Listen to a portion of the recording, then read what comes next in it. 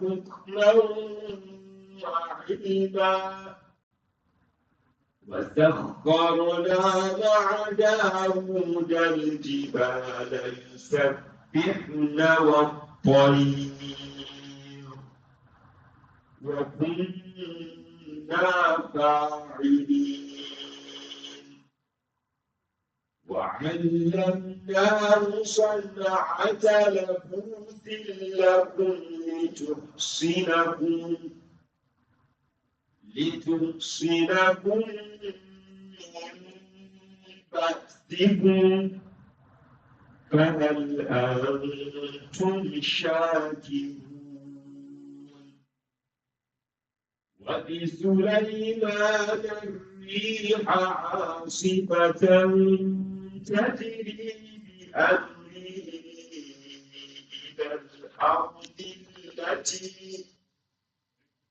تجري بأمره إلى الأرض التي باركنا فيها وكنا بكل شيء عالمين ومن الشياطين من يغوصون له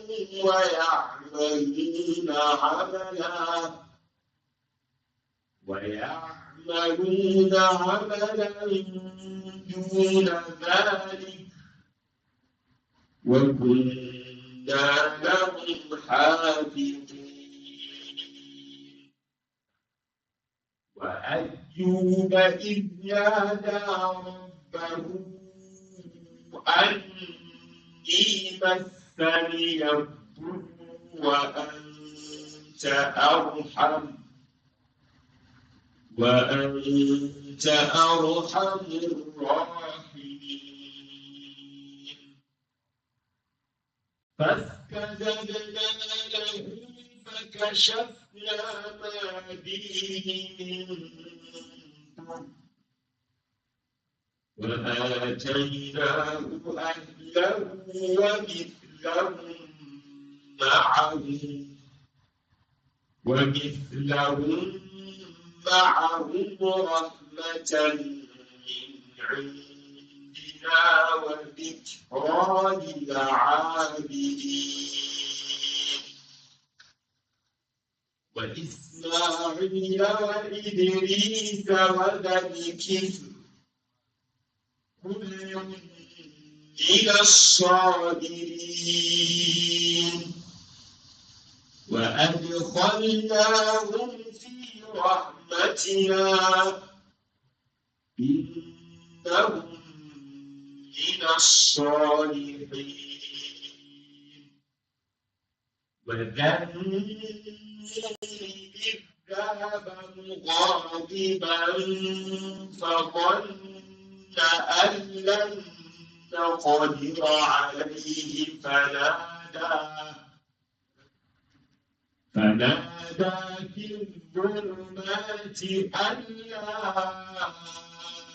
إله إلا أنت سبحانك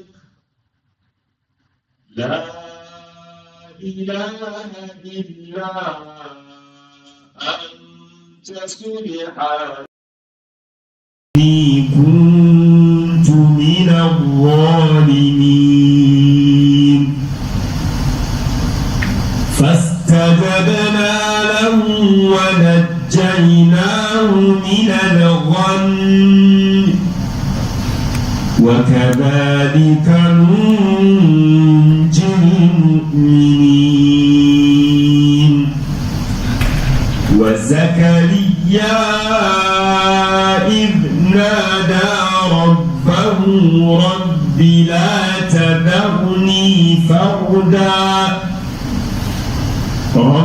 لا تذرني فردا وأنت خير الوارثين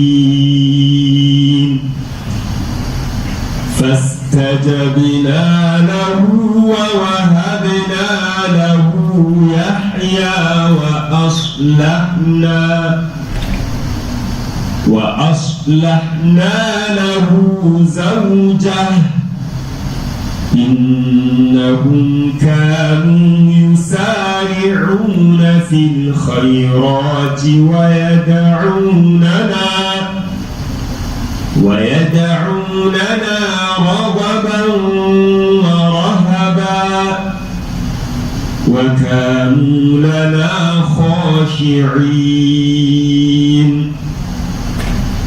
واللاتي أحصنت فرجها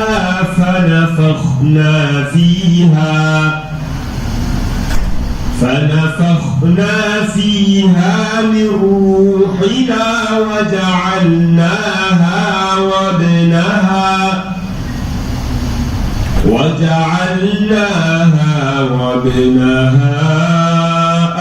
آية للعالمين إن هذه أمتكم أمة واحدة وأنا ربكم فاعبدون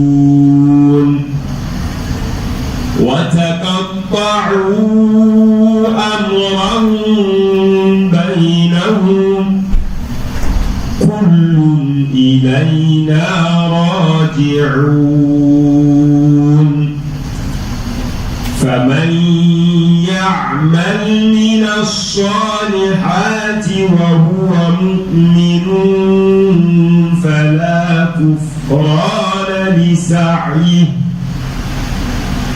فلا كفران لسعيه وإنا له كاتبون وحرام على قرية أهلكناها أنهم لا يرجعون حتى إذا فتحت يأجوج ومأجوج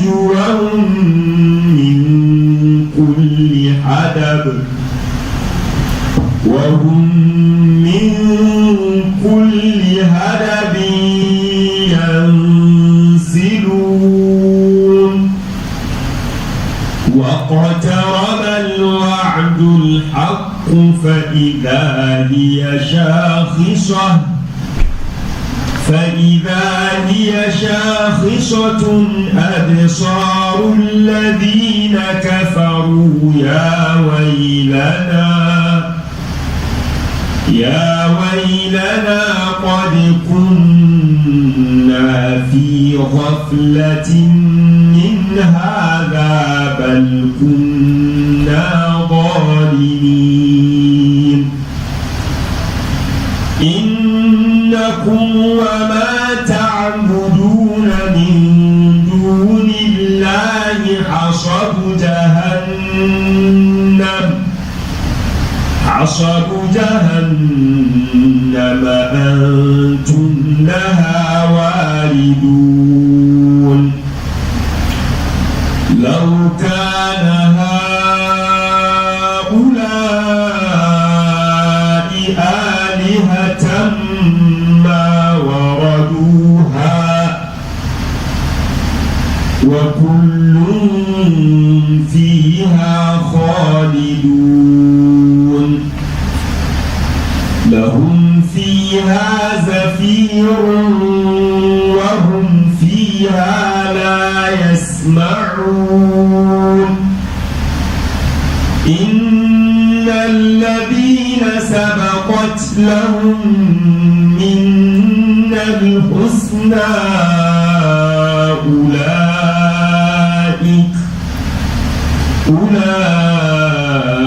أولئك عنها مبعدون لا يسمعون حسيسها وهم فيما اشتهت أنفسهم خالدون لا يحزن يأخذهم الفزع الأكبر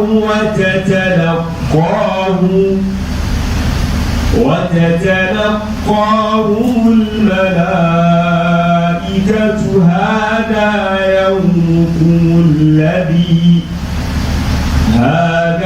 يومكم الذي كنتم توعدون يوم نطوي السماء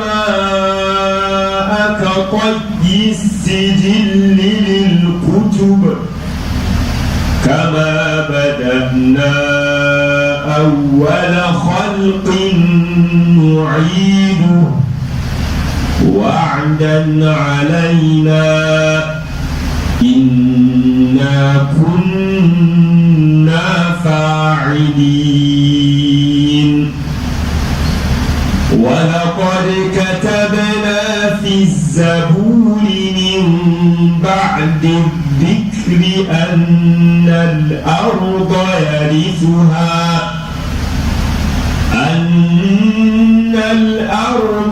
يرثها عبادي الصالحون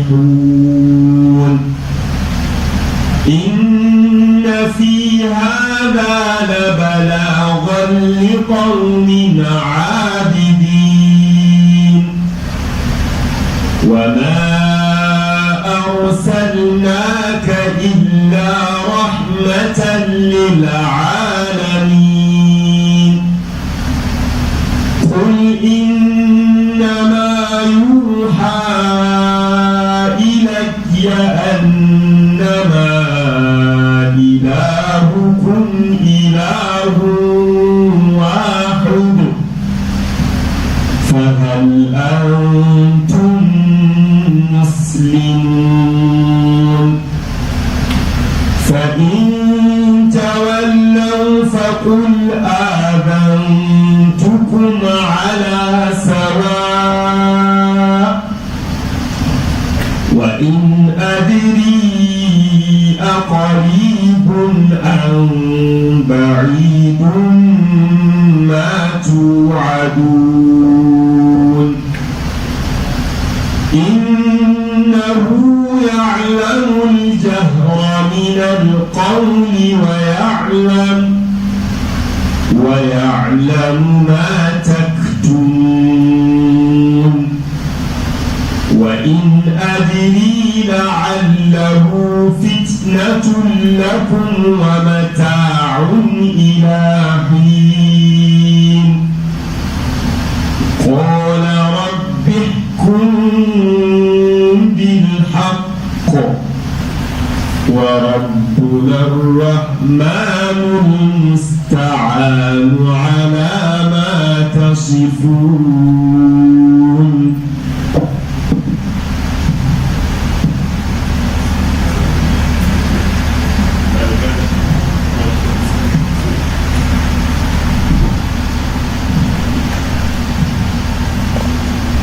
أعوذ بالله السميع العليم من الشيطان اللعين الرجيم من همزه ونفخه ونفثه بسم الله الرحمن الرحيم والصلاة والسلام على أشرف الأنام نبينا وحبيبنا وصفينا ومولانا محمد صلى الله عليه وعلى آله وصحبه أجمعين. Our highly revered elders, highly respected brothers and sisters, those who are within and those who are without, those who are joining us online. Once again, Assalamu alaikum wa rahmatullahi wa barakatuh. Alhamdulillah Rabbil Alameen, part of the favors of Allah subhanahu wa ta'ala. We've seen today we are part of the ongoing Ramadan. We ask Allah subhanahu wa ta'ala to accept all our humble efforts and grant all of us al-Jannah Firdaus. The program will commence in earnest. I just need to forward a little apology and then to tell us that the lecturer has gotten in touch and he said, inshallah, few minutes he will be here. Inshallah Kareem. And while Quran continues, this is Shahrul Quran.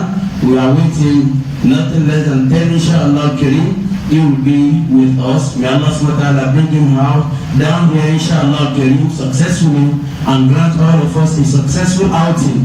The one that we listen to that will be source of al-Jannah Firdaus. Wala hawla wala quwwata إلا بالله العلي العظيم.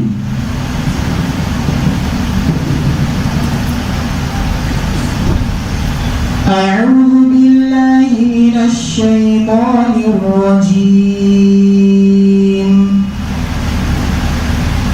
قل للمؤمنين يغضوا من أبصارهم ويحفظوا فروجهم ذلك أزكى لهم إن الله خبير بما يصنعون. وقل للمؤمنات يغضضن من أبصارهن ويحفظن فروجهن ولا يبدين زينتهن إلا ما ظهر منها وليضربن بخمرهن على جيوبهن ولا يبدين زينتهن إلا لبعولتهن أو آبائهن أو آباء بعولتهن أو آباء بعولتهن أو أبنائهن أو أبناء بعولتهن أو إخوانهن أو بني إخوانهن أو بني أخواتهن أو نسائهن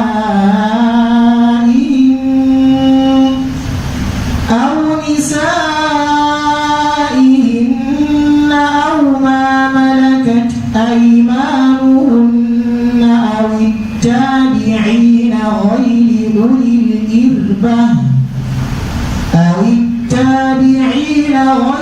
أولي الإربة من الرجال أو الطفل الذين لم يظهروا على عورات النساء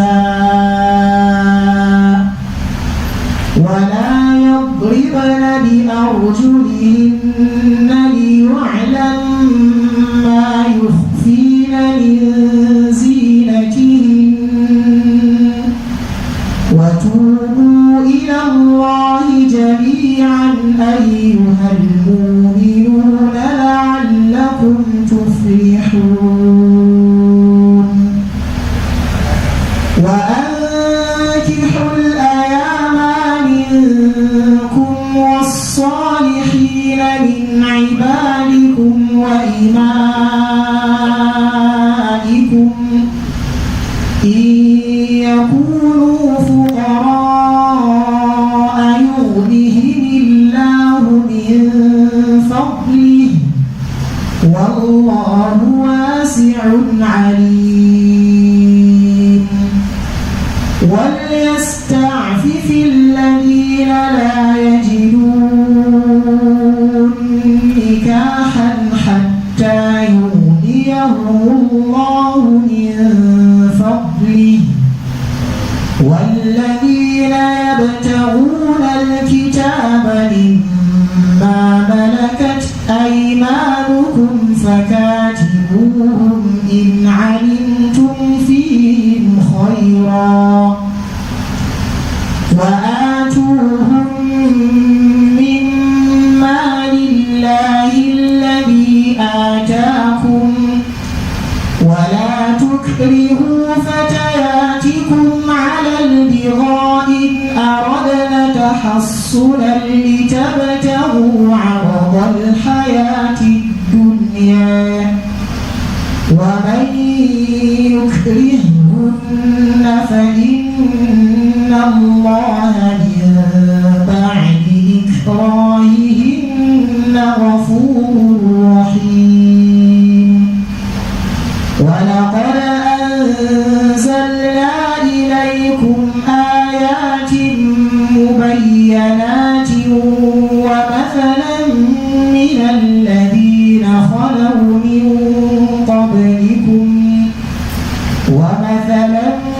من الذين خلوا من قبلكم وموعظة للمتقين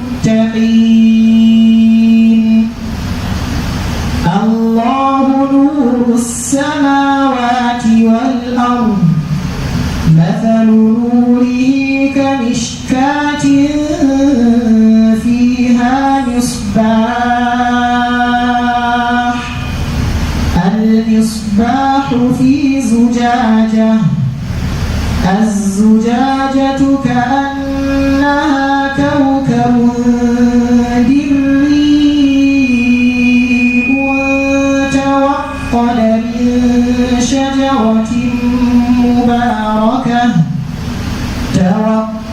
من شجرة مباركة زيتونة لا شرقية ولا غربية يكاد زيتها يضيء ولو لم تمسسه نار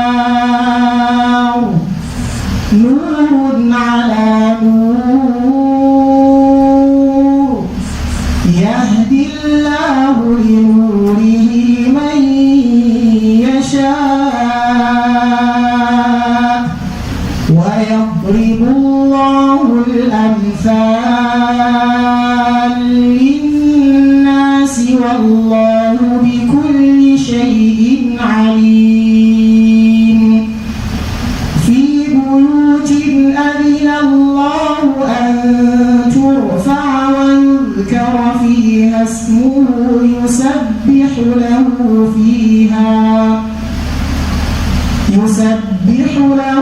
فيها بالغدو والآصال رجال لا تلهيهم تجارة ولا بيع عن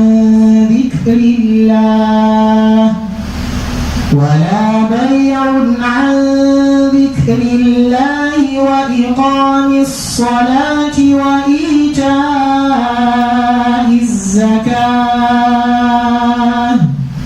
يخافون يوما تتقلب فيه القلوب والأبصار ليجزيهم الله أحسن ما عملوا ويزيدهم من فضله والله يرزق من يشاء بغير حساب والذين كفروا أعمالهم كسراب بقيعة يحسبه الظمآن ماء حتى إذا جاءه لم يجده شيئا ووجد الله عنده فوفاه حسابه والله سريع الحساب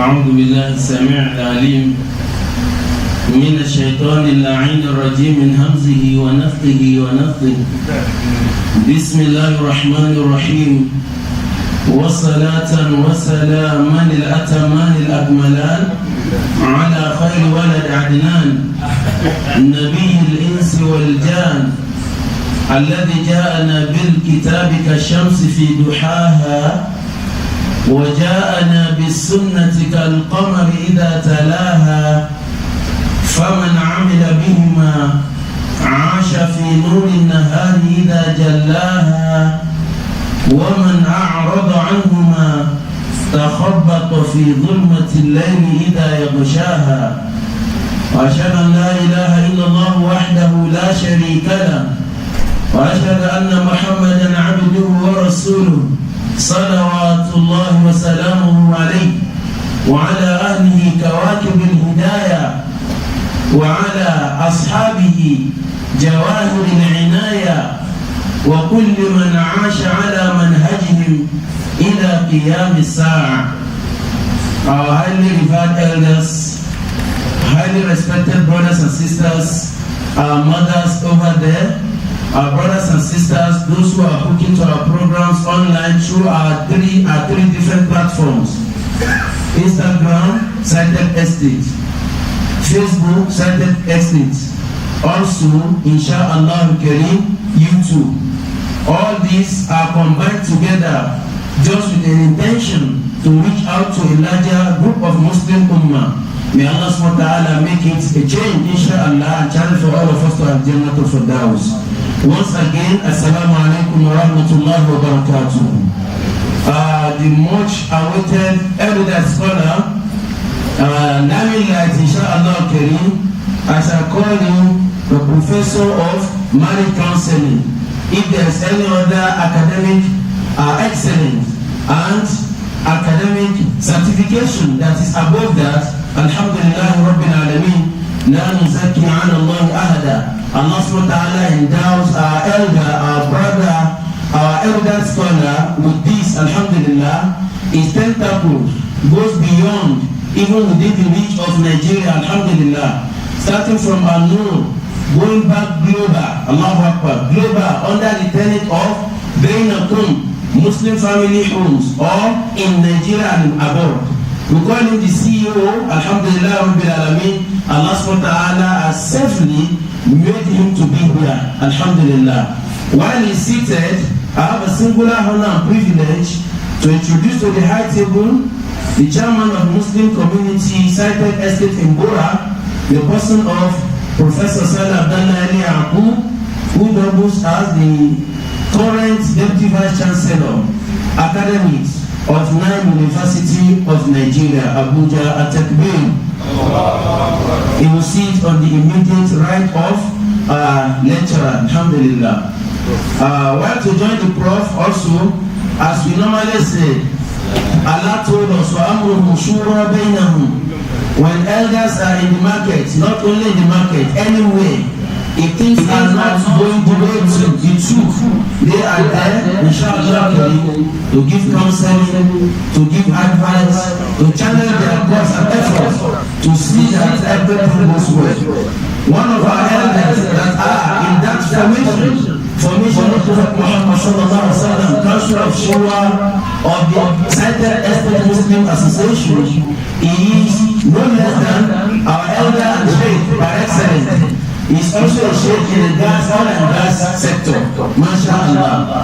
We are expecting oil and gas sector sheikh is on his way, while we have retired but never tired, also in the same industry. Because we need to put somebody in line with the point of our topic, Inshallah Kareem. I have a singular honor and privilege to introduce to the high table Al-Hadi Shaykh Muhammad Abdul Wali Abba himself. وَيَتَفَضَّلْ مَشْكُورًا مَشْكُورًا مِنَّا مَأْجُورًا مِنَ اللَّهِ سُبْحَانَهُ وَتَعَالَى. At-Takbir. We sit on the immediate right of the professor, while to join our lecturer on his immediate left, to put Gunna,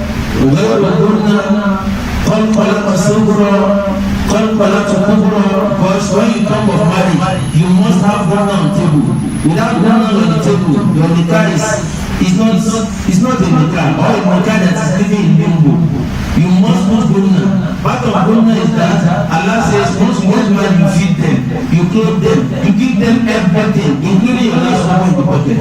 I'm not to make to preempt our lecturer. Without those Gunna, Inshallah, our will not survive. Then we hear it from the horse's mouth. Inshallah, to give our scholar that part of Gunna and Gunna, one of our evidence madams also in the masjid, the person of Ustad Al-Rahman Bashir Ahmed Al-Kujiwi At-Takbir. Allahu Akbar. Now, moving gradually, so simply inshallah and open this channel and the program. I will have a similar honor and privilege to follow Ramadan today in Masjid to hold a discussion and lecture, the short recitation from the Holy Quran. I have a singular honor and privilege to call on Madam Muhammad Saddam Muhammad Sani وليتفضل مشكورا. التكبير. الله أكبر.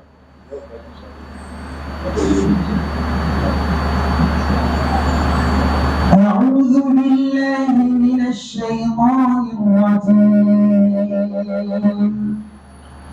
بسم الله الرحمن الرحيم. وإذا طلقتم النساء فبلغن أجلهن فأمسكوهن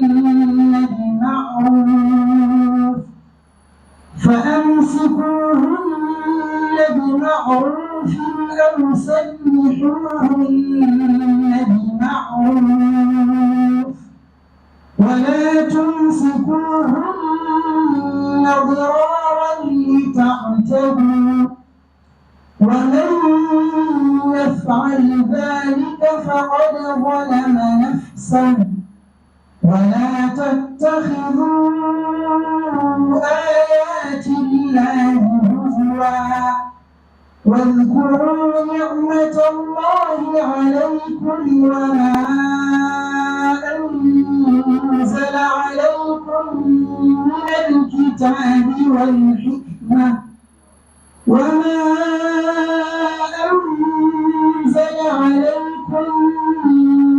الكتاب والحكمة يعظكم به واتقوا الله واعلموا أن الله بكل شيء عليم. وإذا طلقتم النساء فبلغن أجلهن فلا تعضلوهن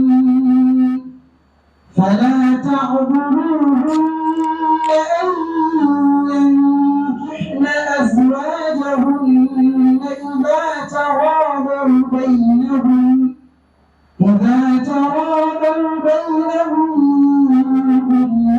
بالمعروف ذلكم يوعظ به من كان منكم يؤمن بالله واليوم الآخر ذلكم أزكى لكم وأطهر والله يعلم وأنتم لا تعلمون.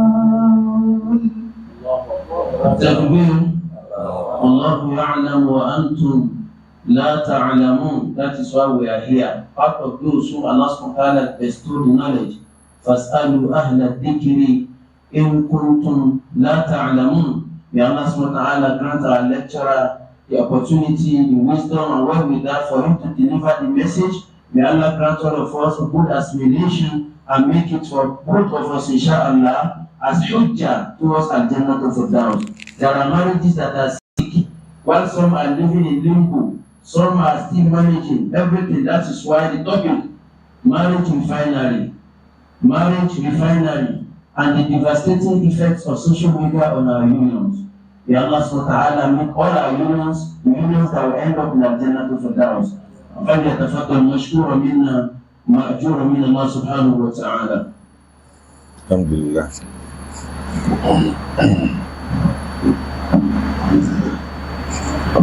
أعوذ بالله من الشيطان الرجيم. بسم الله الرحمن الرحيم. إن الحمد لله نحمده ونستعينه ونؤمن به ونتوكل عليه ونعوذ بالله من شرور أنفسنا وسيئات أعمالنا من يهده الله فلا مضل له ومن يضلل فلا هادي له وأشهد أن لا إله إلا الله وحده لا شريك له وأشهد أن محمدا عبده ورسوله. السلام عليكم ورحمة الله تعالى وبركاته. We are grateful to Almighty Allah, the giver of life, the one that is worthy of praise and thanks and adoration. We thank him and we praise him. We ask Allah's forgiveness over our sins. May Allah pardon our mistakes. May Allah overlook our errors. And may Allah continue to guide us aright in all that we do. We want to talk about marriage. We always talk about marriage. And if we don't talk about it, what else are we going to talk about? Because sometimes a person's life is divided into two. The time when you are married, the time when you are not married. So long as you are a human being, under normal circumstances, you only have these two periods of life. The period when you are single, not married, and the period when you are married. After marriage, a person may become single again. After single again, person can get married again. So it's just a broad division. You are either married or you are not married. Whether a person is divorced or a widow or a widower, whichever one it is, you are either married or you are not married. And like we normally say, people congratulate those who get married. They say happy married life. Happy married life. That's what they normally wish them, happy married life. They say wish is a prayer, it's a congratulatory message. You know, it's a phrase, happy married life. But you see, it's not everybody who is able to combine all the three. Some people are married, but they don't have a life. But the day some people get married like this, they don't have any life of their own again. They will now just be managing life and, living life as if they are borrowing it from somebody. Some people's lives are subsumed into another person's life because of marriage. Some women, the moment they get married, their lives become the life of their husband. The husband's life becomes their own life. They don't even know the difference between themselves and their husbands. They don't know the difference between their husband and themselves. The demarcation is demolished. And each of them, like they say, when people get married, one half fulfilling another half, that kind of thing. They say one half and one half then become one. That is when they don't have a life. What it should have been is that one person and one person living together. They don't become one, they are still two individuals. Because they cooperate doesn't mean that one has been destroyed for another, or one is subsumed into another. Because everybody will bear the consequences of what they do. Everybody will be rewarded for what they do. Everybody will bear the consequences of what they do wrong, something like that. So happy married life. Some people have a marriage, but they don't have happiness again. The day some people get married like this, happiness has gone through the window.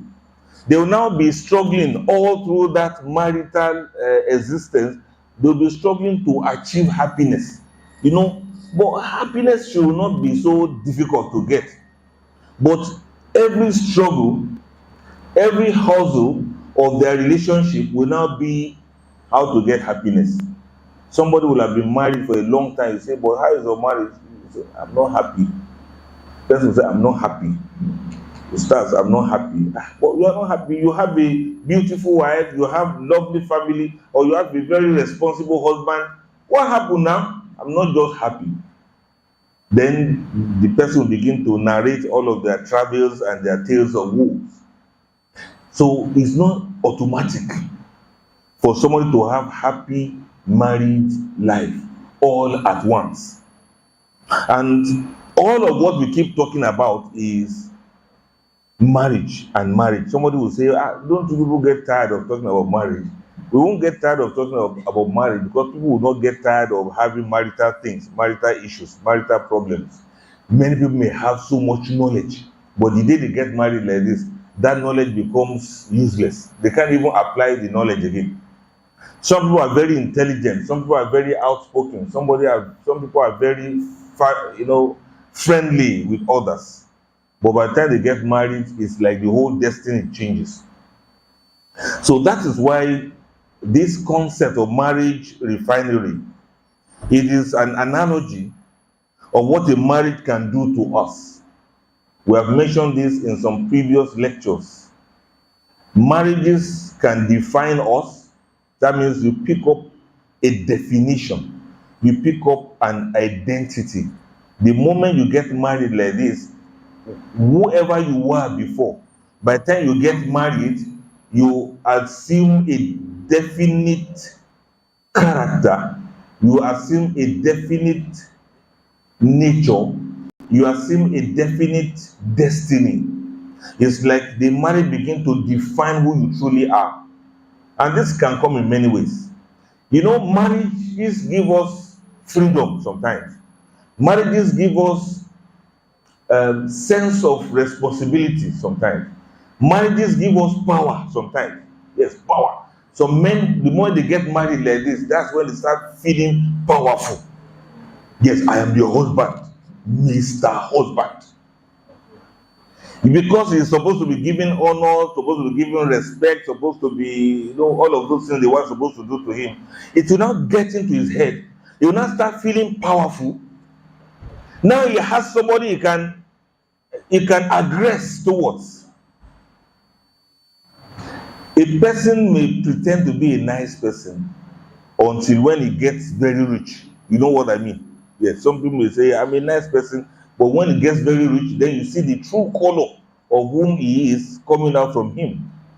A person may pretend to be nice, but when he gets to certain desperate situations, you see that true color of not being nice will just come out from him. A person may pretend to be very upright, but the moment you give him power or you put him in the position of authority, you see that all of those qualities will just disappear. And a person may pretend to be a good and righteous person. The day he gets married like this, then the true color will start coming out from him. He may say, I'm a loving person, I love people, I do this one, I'm very tolerant. What other people are before they get married?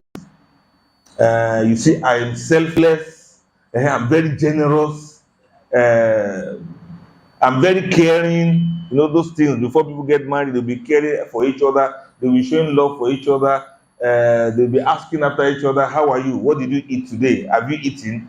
Many of those things that young people do to deceive each other before they get married. Yes. In fact, they'll be chatting on the phone. Hello, I just say, let me ask after you. How are you doing? How have you been? How was your day?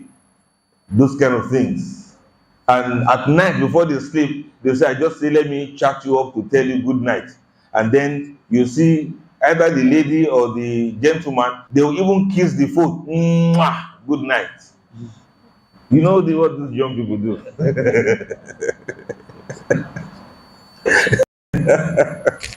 They will hold the phone like this and start smiling at the phone. You know those kind of nice things.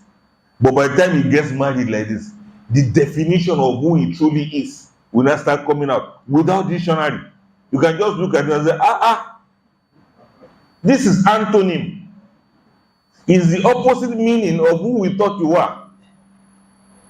And that's what is so shocking and surprising to many fathers-in-law. A young man will just come present himself, Salam alaikum, Salam alaikum. He will almost be prostrating to greet you, Salam alaikum, sir. Yes, sir. Anything you say, you say, yes, sir. Thank you, sir. Just to marry your daughter, sir.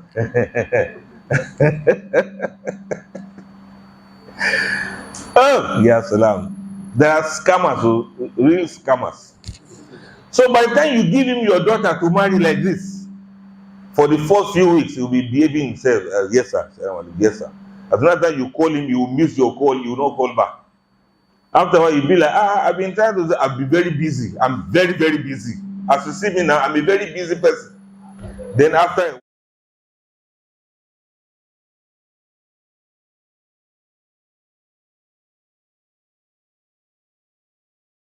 I know you very well. This is what he does. This is true color. Until one day, suddenly, your daughter will just come home and you'll be like, what happened? This are just extreme cases. I'm just trying to tell you how the definition of a person's life can just come to fall the moment they get married like this. If he truly thinks he's a nice person, let him show that niceness on his wife. If he thinks he's a tolerant person, let him show that tolerance in his wife. If he wants to, form, he's forming righteousness, nice guy, let him show that righteousness on his wife.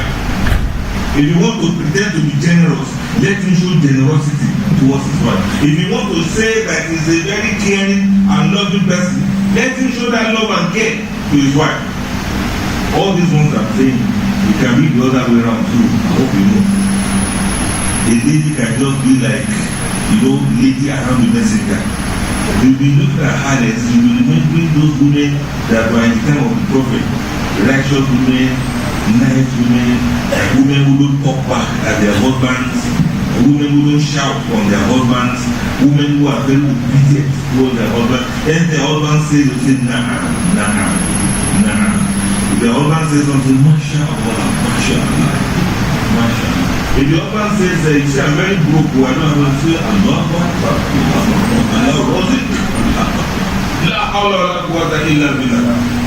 she will be saying all of those things before marriage.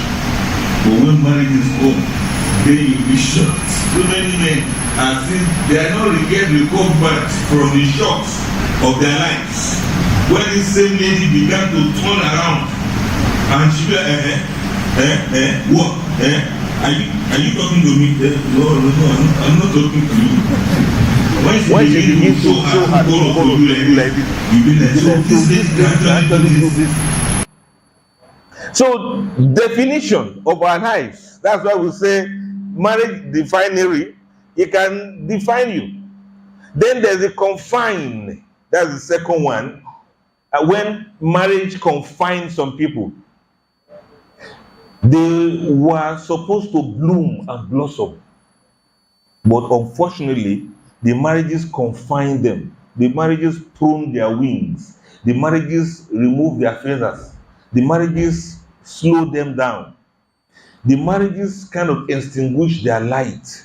Their brightness begin to dim. And they become so confined within the walls of marriage, within the cage of the marriage. To them, the marriage is not a home anymore, it's a cage. And they say when you love a bird, you set it free. If you love a bird, you don't put a bird in a cage, you allow the bird to be in the tree. The bird can fly around and come back to the same tree and build a nest. So long as the tree is comfortable for the bird will not go away. It will go and come back. It will go and come back. And the bird will have so much confidence in that tree that having built the nest, the bird will lay the eggs in the nest. The bird will hatch the eggs and the little chicks will grow until when they're able to fly around also. That's how a marriage is supposed to be. But when you put somebody and put the person in a cage, and you may be feeding the person, but the person still knows that this is a cage. You may be giving water to the bird still knows that this is a cage. So that's when marriage confines people. Many people are like that. It's a very big prison for them. And that's why some couples will be looking at each other like this. And they'll be wondering which of us is going to die first. Because look, if you die first, I'm going to have my freedom. If I die first, I'm also going to have freedom because I'll be free away from you where you cannot reach me. And they look at each other once in a while and be wondering, well, oh Allah, any of us that will die first, because they know that they cannot even divorce. Some marriages are like that. They can't even divorce each other. They are like fish bone that is stuck in the throat. You cannot vomit it and you can't swallow it. So they just be like that to each other and say, Hasbunallah wa ni'mal wakil. Imagine a marriage when the prayer of the husband or the wife is Hasbunallah wa ni'mal wakil. Oh Allah, you are sufficient for me. When prayer point is getting to that extent, that means something is wrong somewhere. Or when the husband is coming back home, or the wife is awake, the husband or the wife will be like, A'udhu billahi minash shaitanir rajim. A'udhu billahi minash shaitanir rajim. If the wife wants to say something, she will pause a bit, and inside her mind she says, A'udhu billahi minash shaitanir rajim, because she doesn't know what is going to come out from what she was about to say. Men who are unreasonable, men who are intolerant, men who are irritable, men who are cruel, men who are wicked. Everything she says, he will be editing it, underlining, you didn't say this one well, you are not supposed to say that. How dare you address me like that? How dare you? How can you talk like that? The one will say something, then you will translate it times 200. And so the wife who want to speak, she will now start saying those things that imams normally say when they want to start khutbah. Inna alhamdulillah nahmadu wa nasta'in wa na'udhu billahi min shururi. People are seeing things honestly. People are really suffering. Many people are going through a lot of things. That is marriage confinement. She cannot leave and she cannot stay. What is that water that Allah says He will feed those who are unbelievers to drink, that will neither satisfy them nor quench their thirst? How did the Quran describe it? La zadun أعوذ بالله ولا من يغني من جوع. الشيطان الرجيم بسم الله الرحمن الرحيم لا ظليل ولا يغني من اللهب Allah Akbar. Allah Akbar. Please say it again. لا ظليل ولا يغني من اللهب. Allah Akbar. Allah gives a description of a kind of situation where some people will be in a situation they can neither go forward nor go backward. It's neither comfortable nor relieving. And the Quran also mentions some kind of things people will eat and drink. It will neither sate them nor will they be free from hunger. And some other people in the day of judgment, Allah will say, La yamutu fiha wala yahya. They will neither die nor be alive. These descriptions of the Quran are not ordinary. You can project them into families in different ways at different levels. You can't go and you cannot come. You can't stay and you can't leave. It is so much like what the economists call sunk cost. That is a situation where a person is engaged in a business. You have been doing this business for many years and the business is not growing. You keep spending money and the business is not picking up. So at a point, you now have to decide, should I stop this business or continue doing it? If you stop the business, you have lost all of the investment you put into it. If you continue doing it, you are not sure whether it will yield any fruit because you have been doing the same way all this while. You've tried many methods. This business keeps failing and failing. You keep going into debt with the business. Some business people get to that stage in their business life and they don't know whether to stop or to continue. So also in some marriages, people get to some extent in their marriages, they don't know whether to stay or to divorce. Love, they cannot get. Divorce, they cannot get. Peace of mind, they cannot get. Happiness is far from them. The more they try to put in more effort, the more the marriage continues to fail. May Allah save us from this. So this is what we say, some people, the marriage has confined them. They're just like solitary cell. And especially some of those who are married to unavailable spouses. The husband is not available or the wife is not available. She is neither married nor divorced. Allahu Akbar. Then the third one is the one that brings us to that refinery. Sometimes marriage can refine us.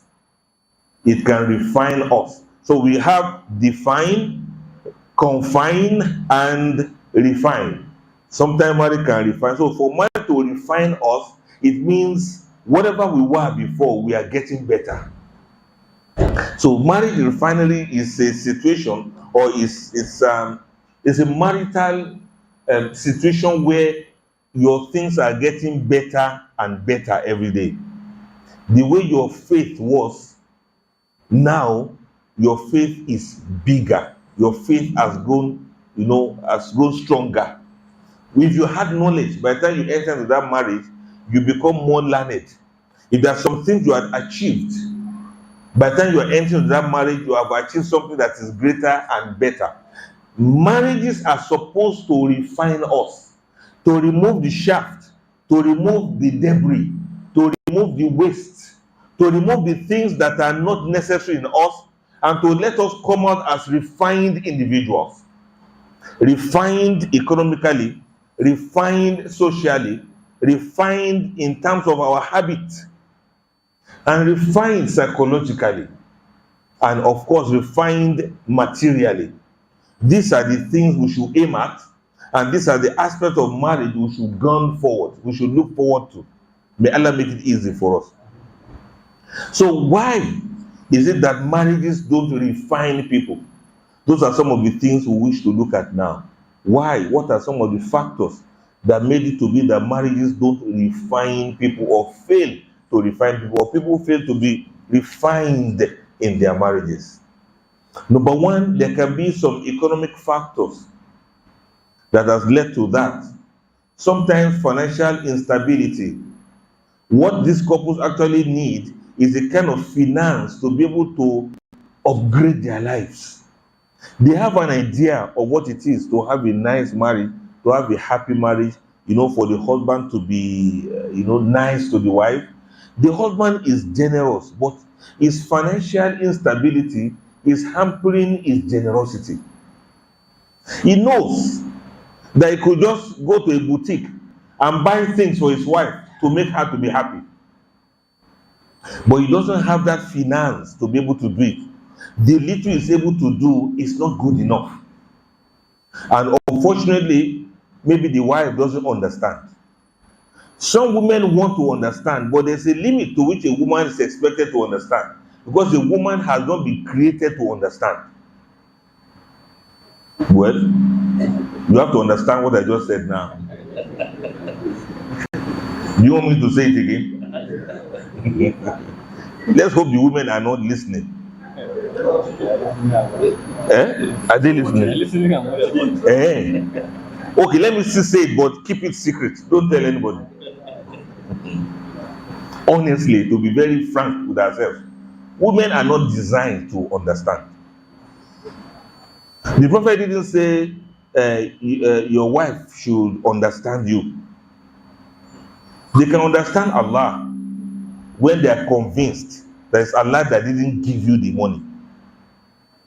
But they will not understand with you when they know that you are the one that's not doing anything about making that money or getting that money.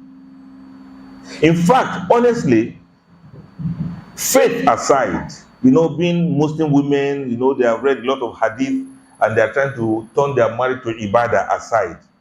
Under normal circumstances, when the prophet was asked, what are the duties of some of us to our wives? The prophet said, "Antu tu'imaha idha tu'imta." You should feed her when you feed yourself. Wa taksuha idha tasaita. You should clothe her when you clothe yourself. Wala tadribul waj'a. Don't hit her in the face. Wala tuqabbih. Don't despise her. Wala tahjur illa fil bayt. And don't keep away from her except within the house. Meaning that don't be an absent husband. Don't be an absentee husband. You have to be there, you have to be present, you have to do some things by yourself, not by proxy. And the prophet said, the best of you is the best to his family. And the prophet said, "Fabda bima ta'ul." Begin your generosity from the people who are your iyal, from your family, from your wife. That's, if you want to practice generosity, you should start from your wife. Dinarun anfaqtu fi sabilillah wa dinarun anfaqtu ala rukba. The dinar you spend on the path of Allah, or the dinar or money you spend to emancipate a slave, the best of all what you spend is one you spend on your family. So if the prophet kept emphasizing that you have to spend on your family, so what do you want them to understand again? That what cost of dollar is dollar to naira is. What are you going to start explaining? Just pray that Allah should provide for you. Like one scholar once said, never you say that something is expensive. Just say that you can't afford it. Surrender. Accept that you can't afford it and be very open and straightforward about it. There's no way of doing, you can't pretend for women because they will know. Allah also gave them the gift of knowing.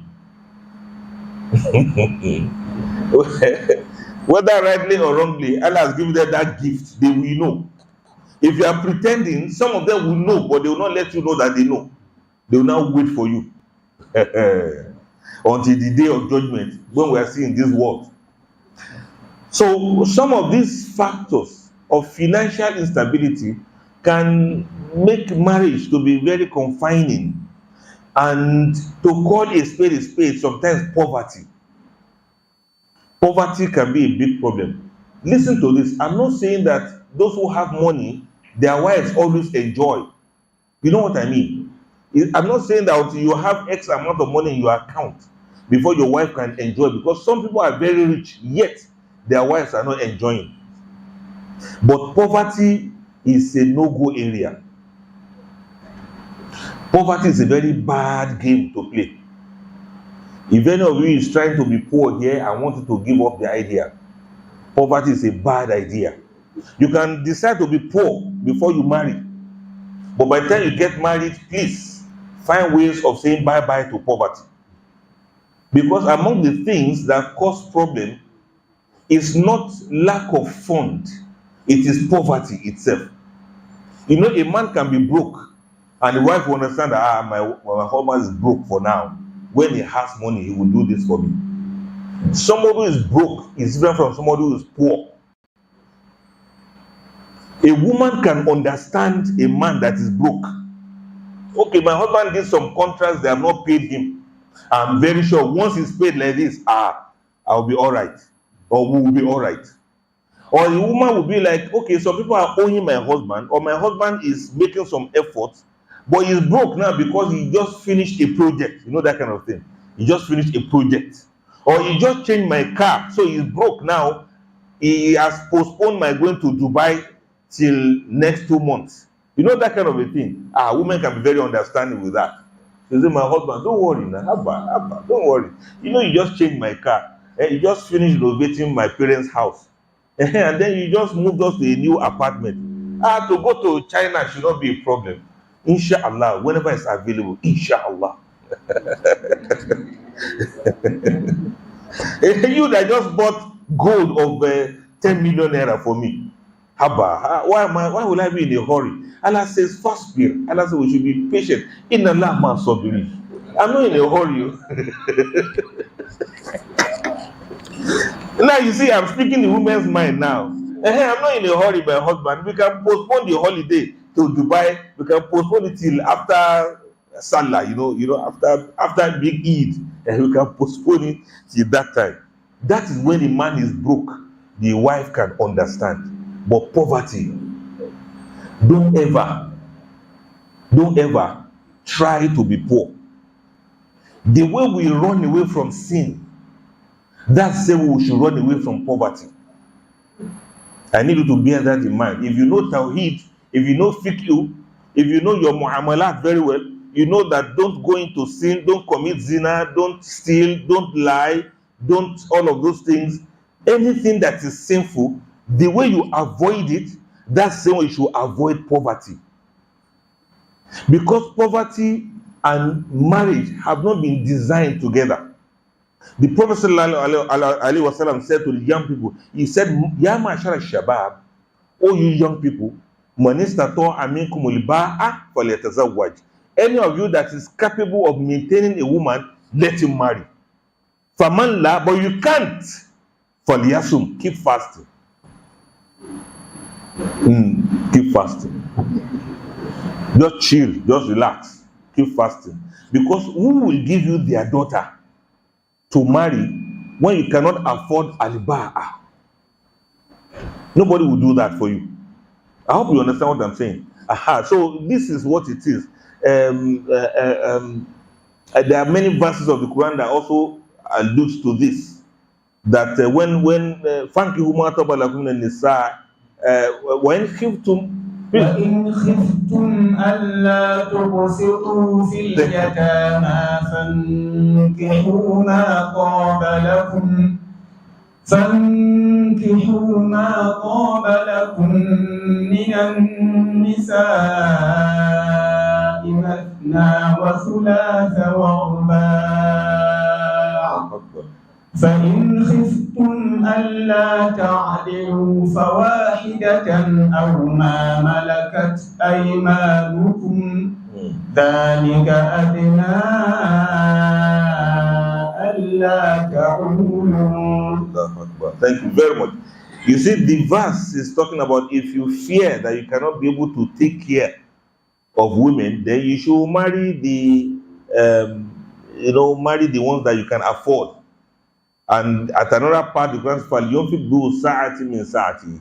لينفق ذو سعة من سعته ومن قدر عليه رزقه فلينفق مما آتاه الله لا يكلف الله نفسا إلا ما آتاها سيجعل الله بعد عسر يسرا. That verse has summarized everything about this economic situation. Let those who have spend from what they have.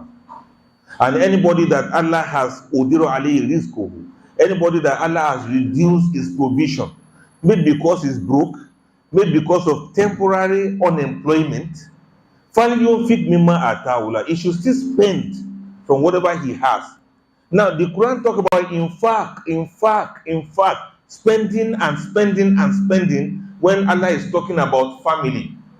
So very importantly, we should bear it in mind that a man must find ways of spending, no matter how small, no matter how little, and no matter how much, no matter how big it is. Spending is part and parcel of marriage. You cannot say, after I gave you one yesterday, the Quran now ends it to say, La yukallifu Allahu nafsan illa ma ataaha. Allah is not going to impose anything on you except based on what He has given to you.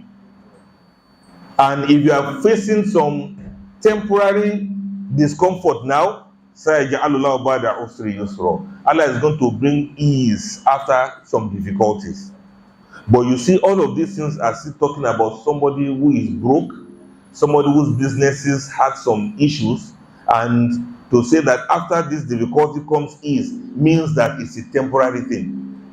But all in all, the matter of poverty, when I talk about poverty, some of you are looking at me like this. If you are using Android phone, I hope you know you are not poor. I'm not talking about this kind of the kind of somebody said, Ustaz, please, I need you to assist me. I say, what do you need? It's a woman, you need to assist me.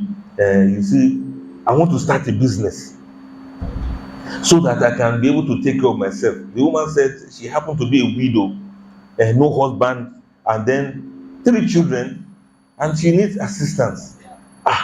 It's good to assist widows actually, so that they can be back on their feet. Is there anything wrong with that? Nothing wrong with that. But she now said something. She said she's looking for small money so that she can start selling granite. You know, this granite inside bottles that the place where she lives, people pass by and they buy such granites a lot. There was somebody who was selling it. The person has moved off from that street, so she wants to be selling granite. That's supposed to be a nice thing, isn't it? And I said, okay, maybe not now, but let me speak to some other people that may be able to assist you. I said, here's my number. Please call me to remind me so that I can talk to some people. This lady brought out her phone. That phone would not be less than 600,000 naira. The phone was even superior to my own. So you know, it's certain why, like, she brought out her phone, I brought out my phone. Okay, call your number for me now.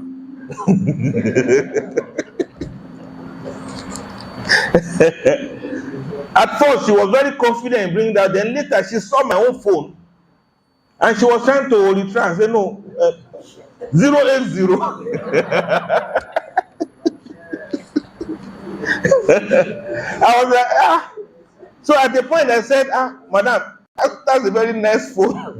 She said, yes, it is. Yes, it is. She didn't call me. Maybe she just understood something without anything said. I think she understood a lot of things. She didn't call me. I gave her my number. She didn't call me. When I said, that's a very nice phone.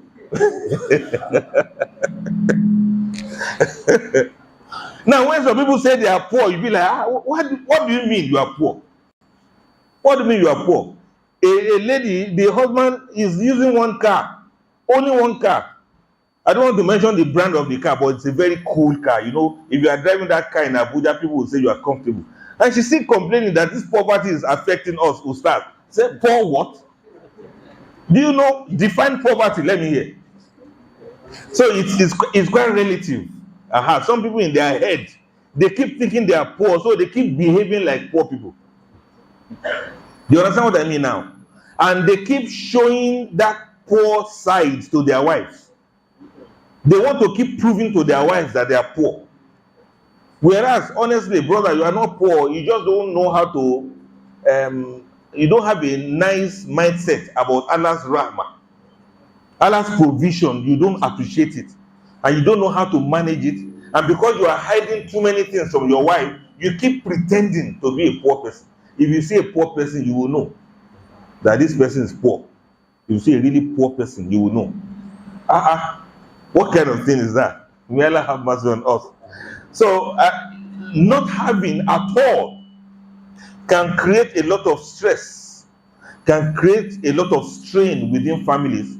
It can make it difficult for them to maintain stable relationships. That is why, astaghfirullah, a woman can seek for divorce on the basis of extreme or abject poverty. You want me to say it again? Maybe you are not expecting me to say that. It's a ground for a woman to ask for divorce so that the man can be free. Because if he's not able to carry out his responsibilities, it's going to affect him in this world and the hereafter. It's also going to affect the woman herself too. And eventually it will start affecting their deen.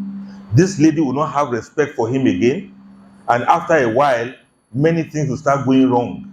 And it's going to become sinful for them. So that's why some of these ladies are not stupid. When a brother approaches them for marriage and they size you up and they feel you cannot take care of them, they will decline. But some of them are very smart. They'll say, I'm doing istikhara. Let me do istikhara about you. Mashallah, no problem. You want to marry me? Alhamdulillah, alhamdulillah. But let me do istikhara. 2 weeks after, I say, I'm still thinking about it. Allow me to do istikhara. 2 months after, she'll be like, I've not seen any results of my istikhara. If you see a woman telling you, okay, give me some time, give me space, I need to think about it, it means she's not interested in you. Just don't waste your time.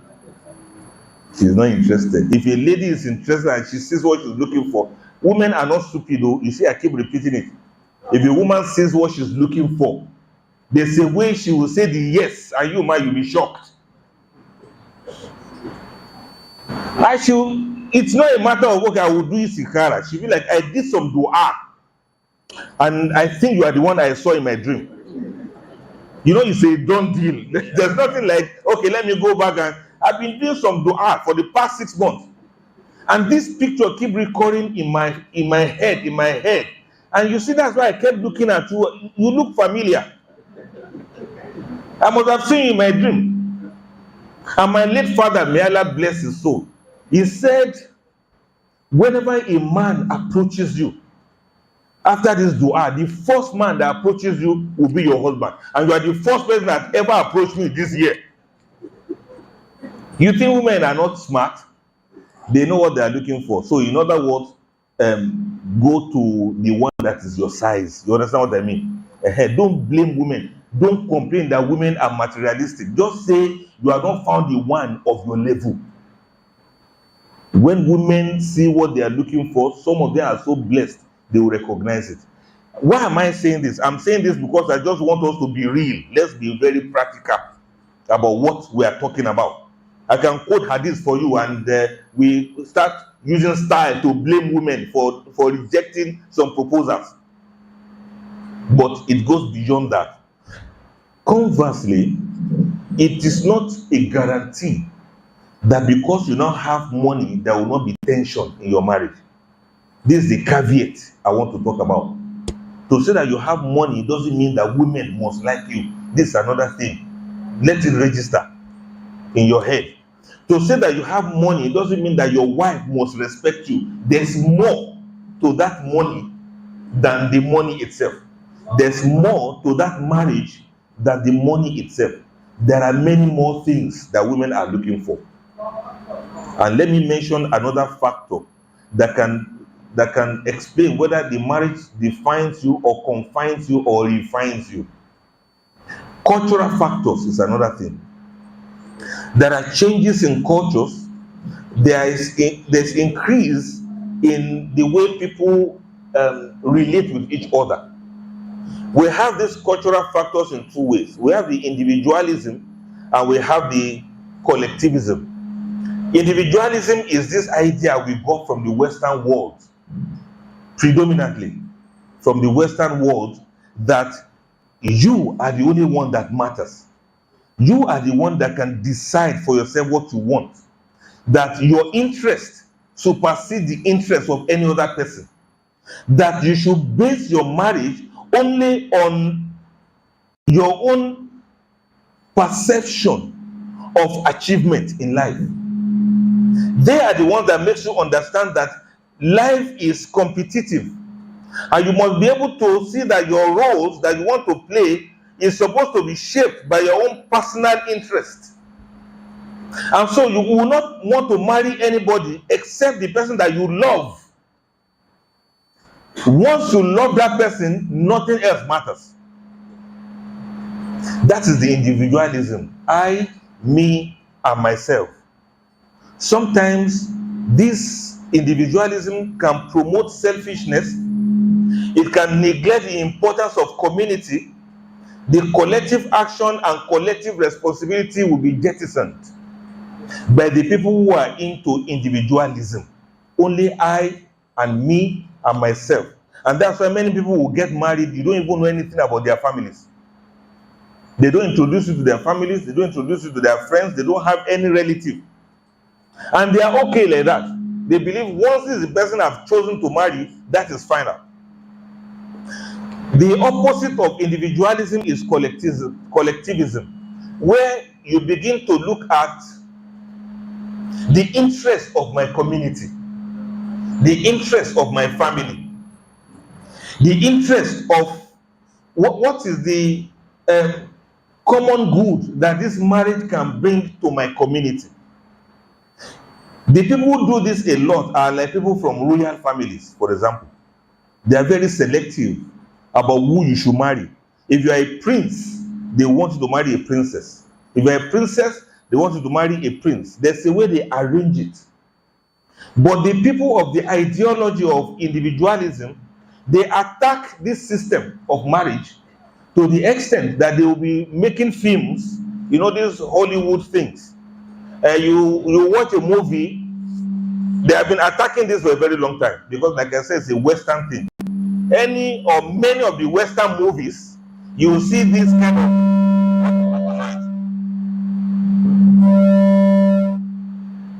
Is it from here? Okay, thank you. It is still. Okay, thank you. Now you would have. I need you to pay attention to this that I'm saying. You must have watched a lot of movies in the past, especially if you have Western education. It is also Western acculturation, a situation where your mode of thinking is attuned towards the Western ideology. You watch a movie of a particular princess, right? That the king had already found a prince for her to marry. And she will say she's not interested. But she's in love with one boy from the street. Because she believes that that boy has some qualities that that prince doesn't have. And they also paint the picture of that prince as a stupid person, as an arrogant person, as somebody who doesn't care for human feelings. And they'll paint the picture of that boy in the street as one that is kind and that's understanding. One thing will lead to the other. Their eyes will lock. There's going to be love at first sight.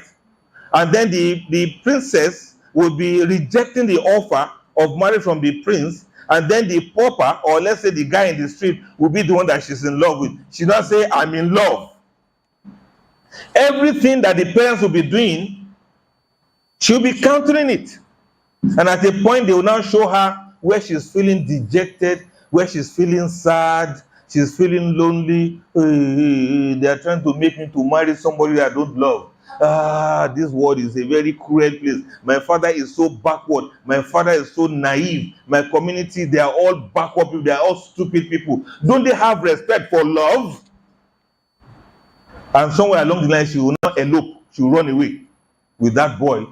They will be living in penury. They will be suffering somewhere until after many years, the father, that's the king, will now decide to accept her back into the palace, and they live happily ever after. That is stupid. It's the kind of things that they put in people's heads. And if they keep showing you that over so many years, that will now form your own basis for reasoning. You will not listen to your parents again. You will think they are backwards. You will think they are stupid. You will think they don't understand love. Then you will be confusing lust with love.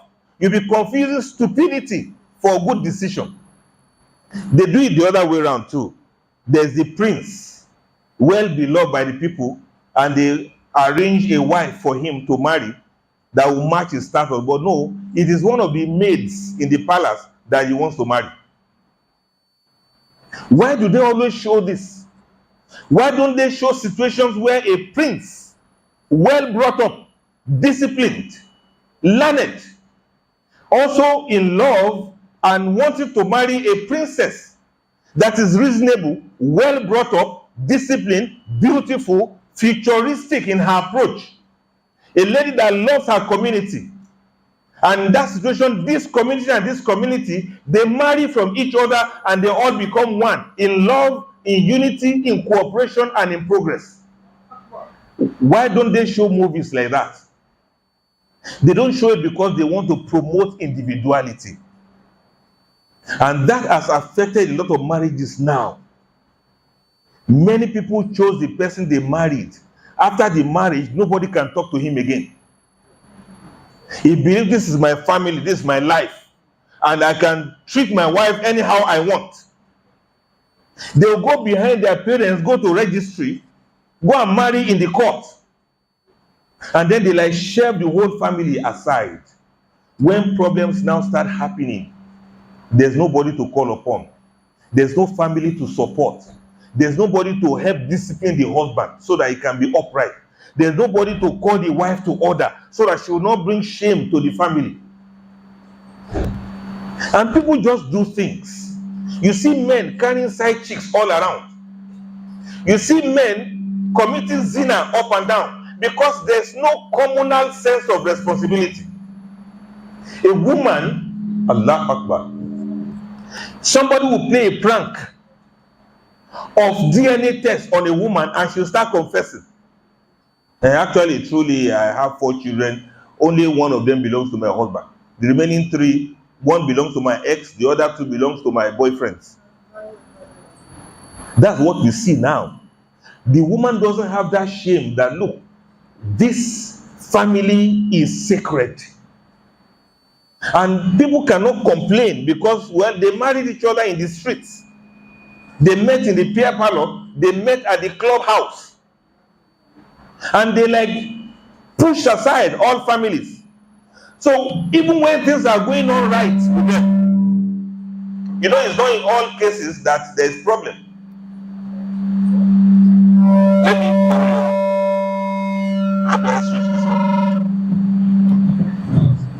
Can you switch that one off? Let's see.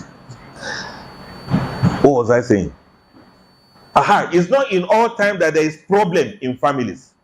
Sometimes good things will start happening to them, but there are no family members to rejoice with. What, especially in this part of the world, and as far as Islamic philosophy is concerned, Islam wants us to balance between individualism and collectivism. Don't, because of your community, go into a marriage that you don't want. And don't, because of individuality, push away your families and cut off family ties. When it is time for you to rejoice, your family should be around.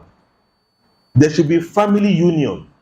There should be your cousin, your aunt, your nephew, all of those people that are, connected to you in one form or the other, your distant cousin, your distant relative. They should be able to come around and rejoice with you. That is the true sense of happiness in marriage.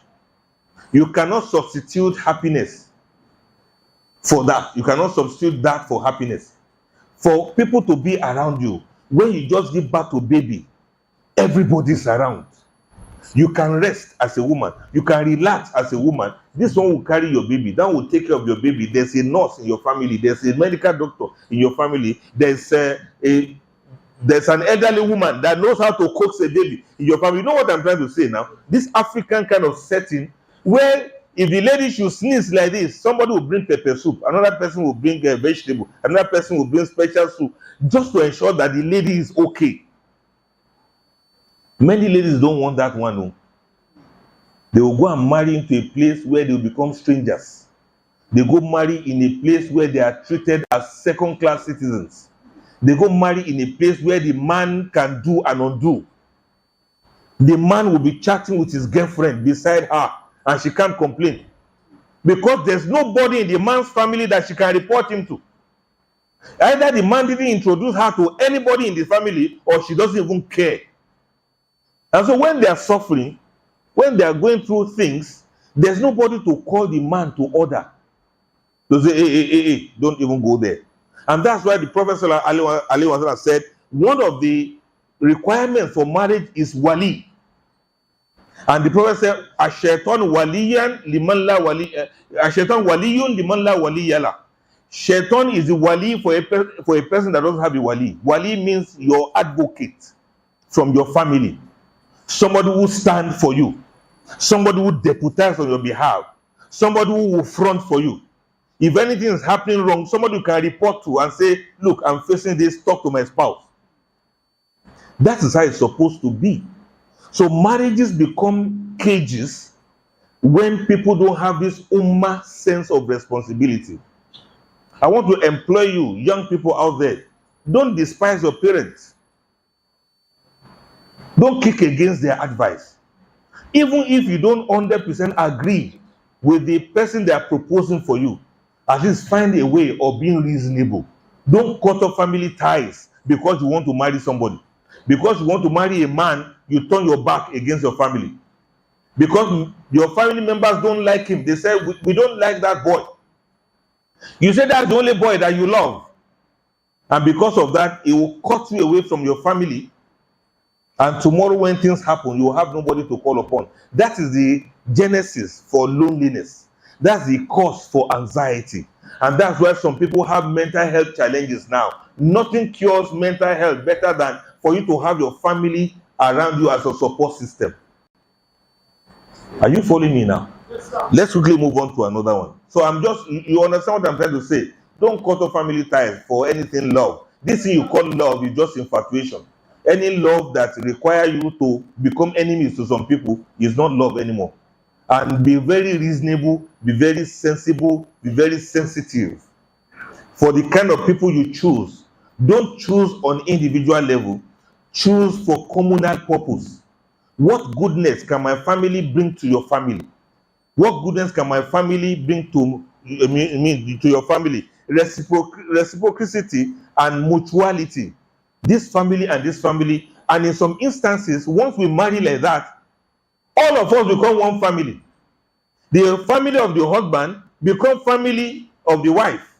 And you see the way they do things together. It is endless. The children of their children of their children's children, they still have each other to refer each other to. You know what I mean? those who travel around, those who travel abroad, they understand this very well. Somebody from your family will travel abroad, and the person or the people that will look after him or her will be distant relative of one of your families or in-laws. We have seen a lot of that before. So let us not jettison that. Islam is in support of family unit and family ties. In the so-called Western world today, they are now rerouting themselves, coming back to appreciate family. There's this man who is a black American. He does a lot of film acting. His name is Tyler Perry. Many of his movies, even though he has some Christian coloration, many of his movies are tending towards bringing families together. And that's a representation of the kind of things that are happening. People have now realized that this thing doesn't work. Individualism doesn't work anymore. Somebody will be living under the bridge. Why? Because there's no family that will house him. A child will kick the father out of the house. Why? Because it's only himself and his wife. A daughter will make the mother to become homeless because it's only herself and her husband that want to stay alone. When they also grow old, that's exactly what their own child will do to them too. And so in Islamic community, there's no old people's homes. There's no particular institution where you go and keep old people. The Quran says, "Imma yablughanna indaka al-kibara ahaduhuma aw kilahuma." The Quran says, if one or both of them gets old with you, meaning by default, they are supposed to stay with you. And when they stay with you, they are not only your own parents, they are also the parents of your spouse. And so you see a situation where the daughter-in-law is even like a real daughter to these people, to the old couples, where the son-in-law is like a real son to his in-laws. You can't even tell the difference between whether this one is your own mother or this is my own mother, husband and wife. Everybody is daddy, daddy, mommy, mommy. And this is how they grow together in love, in unity, in progress, in success. And they also grow in iman. A lot of charity and goodness that you do to these parents in their old age, they also follow you all through your life. This is the model that I want all of us to follow so that marriage can refine us, not to destroy us. Then let me mention some other things. I hope I'm not taking too much of your time. If you are bored, somebody should just yawn. Then I will know it's time to round off. Thank you, brother. We have the social factors, social challenges, social changes, increased mobility, urbanization, and the breakdown of traditional community structures can all lead to isolation and lack of support for families. I've mentioned some of this in the passing. The way we have our social structure put in place, if we get it wrong, then marriages are going to confine us. Let us socialize, take note of families. For some couples, you ask them, who are the people in your social circle? They don't have real human beings apart from, let's say, their colleagues in the office. And this is not nice. Socially, we should relate with other people.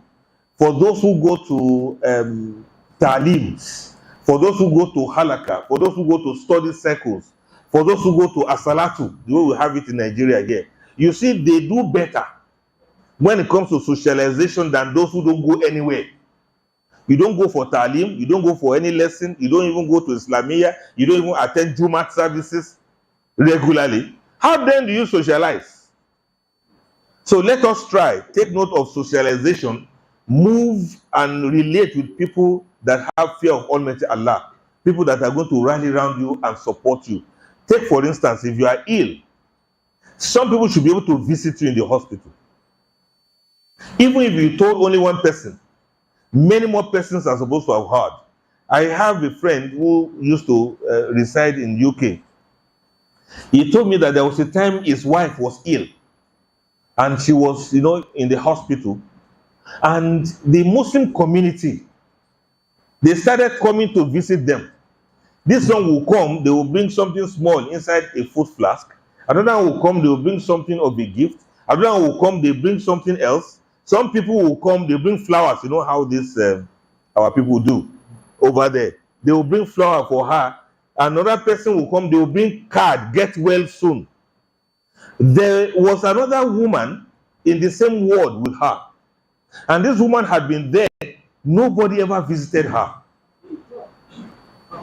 And at a point, she called this my friend and said, come, is your wife a celebrity? She said, celebrity? She's not a celebrity, just a normal, regular person. She said, but where did all of those fans come from?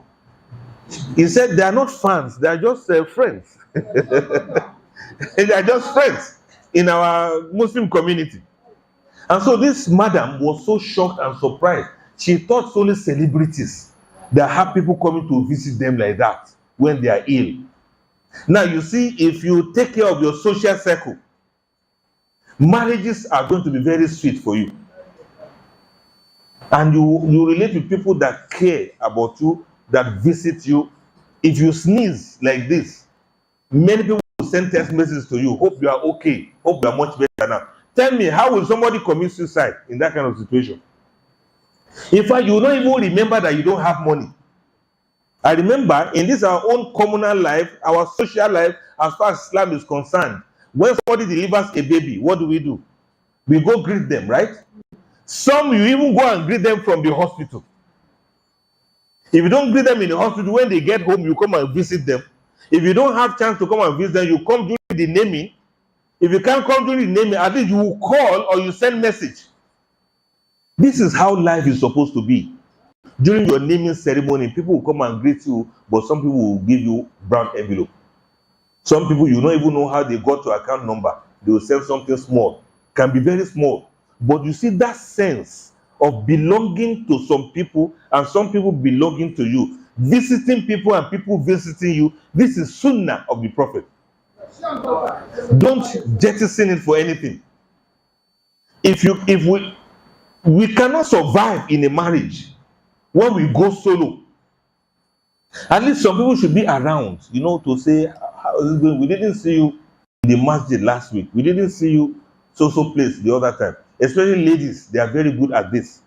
They will visit each other, they will help each other carry each other's baby, they will do sleep out, or there's something they normally do.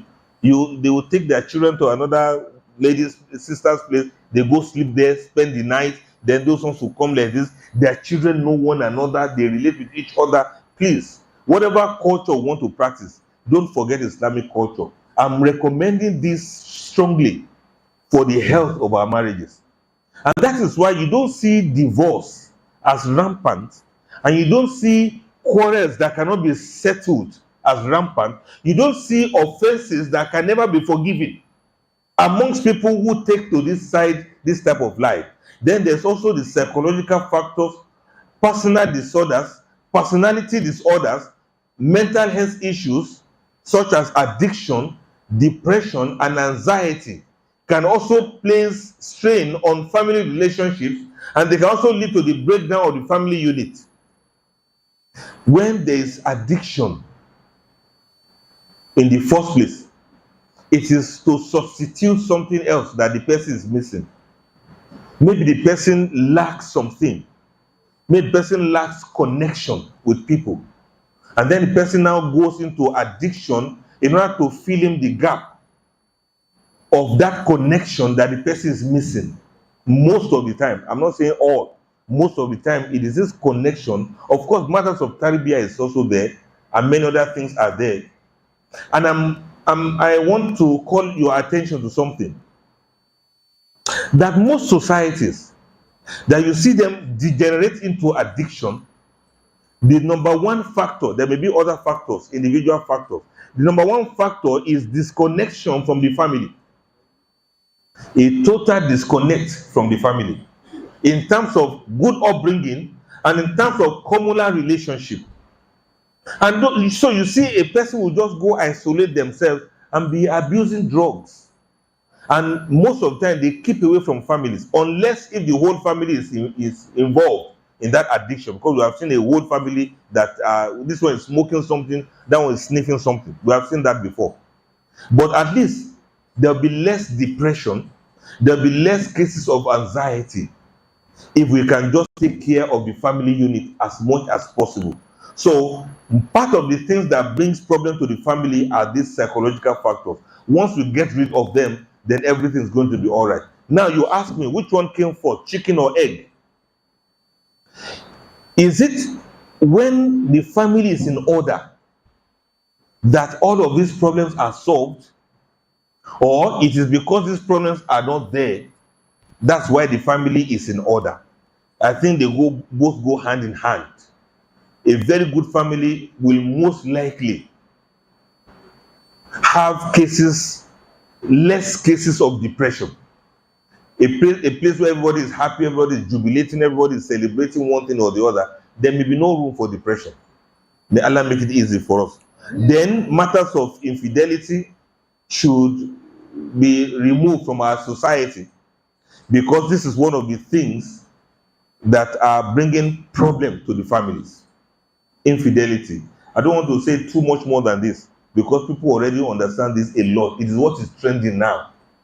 It is what is trending now. And that's why for a very long time we didn't know much about DNA tests until very recently, where a person will even confess that actually, well, you are not the father of these children. It's a result of infidelity. And I don't know if I've asked you before, between men and women, which of them is more into infidelity? Men or women? Which of them cheat more? Women. Is anybody contesting that? Yes. Yes, I think I want to totally agree with you. Yes, it's the women that are more into infidelity. Because as plenty as the men are, is it not with women they are cheating? Who are the men cheating with? Is it not women? The woman in the house may be complaining that her husband is cheating, but who is the husband cheating with? It's a woman like herself. Side chicks are women. So if all women decide not to cheat, who will the men cheat with? If all women decide that from now on nobody will touch us except our husband, you see many of these infidelity things will be over. May Allah forgive us and save us. Now let me quickly move on to some other things. Now we've got communication breakdown. Some people don't know how to communicate. That's another factor that leads to marriages becoming something else. People don't know what to say. They don't know how to say it. They don't know how to communicate. Somebody was boasting the other time, look, me, I call a spade a spade. It's not all the time you call a spade in marriage. Sometimes you have to edit what to say, because you are supposed to be sensitive to the feeling of another person before you drop it. So don't just open your mouth and just talk. Be concerned about how the other person is going to receive what you are trying to open your mouth to pour out. Communication is very important. And when we communicate in a good way. The Quran says, وَقُولُوا لِلنَّاسِ حُسْنًا. Do you remember that verse? وَقُولُوا لِلنَّاسِ حُسْنًا وَأَقِيمُوا الصَّلَاةَ. Tell me about it. وَإِذْ أَخَذْنَا مِيثَاقَ بَنِي إِسْرَائِيلَ لَا تَعْبُدُونَ إِلَّا اللَّهَ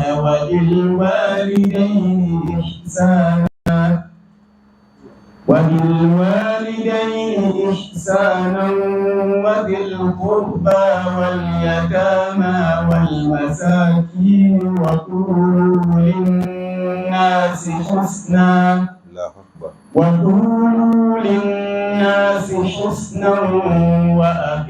الصلاة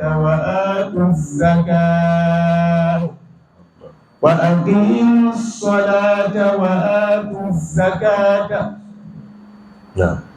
Yes. ثم توليتم إلا قليلا منكم وأنتم معرضون. Thank you very much. Jazakallah khairan. The part I want to use there is وَقُولُوا لِلنَّاسِ حُسْنًا. Speak good words to people. Speak good words to people. Not only generally, also specifically. And not only specifically, but also generally. Every human being you see, speak good words to them. Man kana yu'minu billahi wal yawmil akhir falyaqul khairan aw liyasmut. Anybody who believes in Allah and the day of judgment, he should speak what is good or he should keep quiet. And the Quran has made this to be a command for Bani Israel and for all of us too. It is our inability to speak good words to each other that is killing us sometimes. Criticizing each other, demeaning one another, reading wrong meanings to each other's statements, shouting on one another, shouting down each other, looking down on each other's expressions. And many of these things are people don't always take these things seriously. But I want us to begin to look at it critically. Words that we speak. Words that we speak.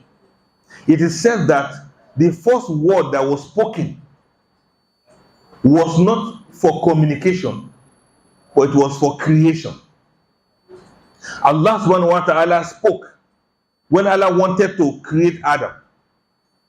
Allah says, وَإِذْ قَالَ رَبُّكَ لِلْمَلَائِكَةِ وَإِذْ قَالَ رَبُّكَ لِلْمَلَائِكَةِ إِنِّي جَاعِلٌ فِي الْأَرْضِ خَلِيفَةً قَالُوا أَتَجْعَلُ فِيهَا مَن يُفْسِدُ فِيهَا وَيَسْفِكُ الدِّمَاءَ وَنَحْنُ نُسَبِّحُ بِحَمْدِكَ وَنُقَدِّسُ لَكَ قَالَ إِنِّي أَعْلَمُ مَا لَا تَعْلَمُونَ. When Allah said to the angels, I want to place vicegerent on earth, and the angels responded, would you place therein those who are going to shed blood and who are going to do mischief? And Allah says, I know what you don't know. Now you see, Allah was communicating with the angels, right? When Allah said to the angels, I want to do this, I want to do that. But before Allah communicated to them, the words that Allah spoke were words of creation. And that's why إِنَّمَا أَمْرُهُ إِذَا أَرَادَ شَيْئًا إِنَّمَا أَمْرُهُ إِذَا أَرَادَ شَيْئًا أَن يَقُولَ لَهُ كُن فَيَكُونُ. The matters of Almighty Allah, the command of Almighty Allah, whenever He intends to create something, is that He will say, be, and it is. Kun, fayakun. That word kun, be, is the word Allah spoke to speak everything into existence. In other words, when it comes to speaking, you should understand that the first thing your word will do is to create before it communicates. Creation comes before communication. The way you talk normally, the way you do your things will have created an environment.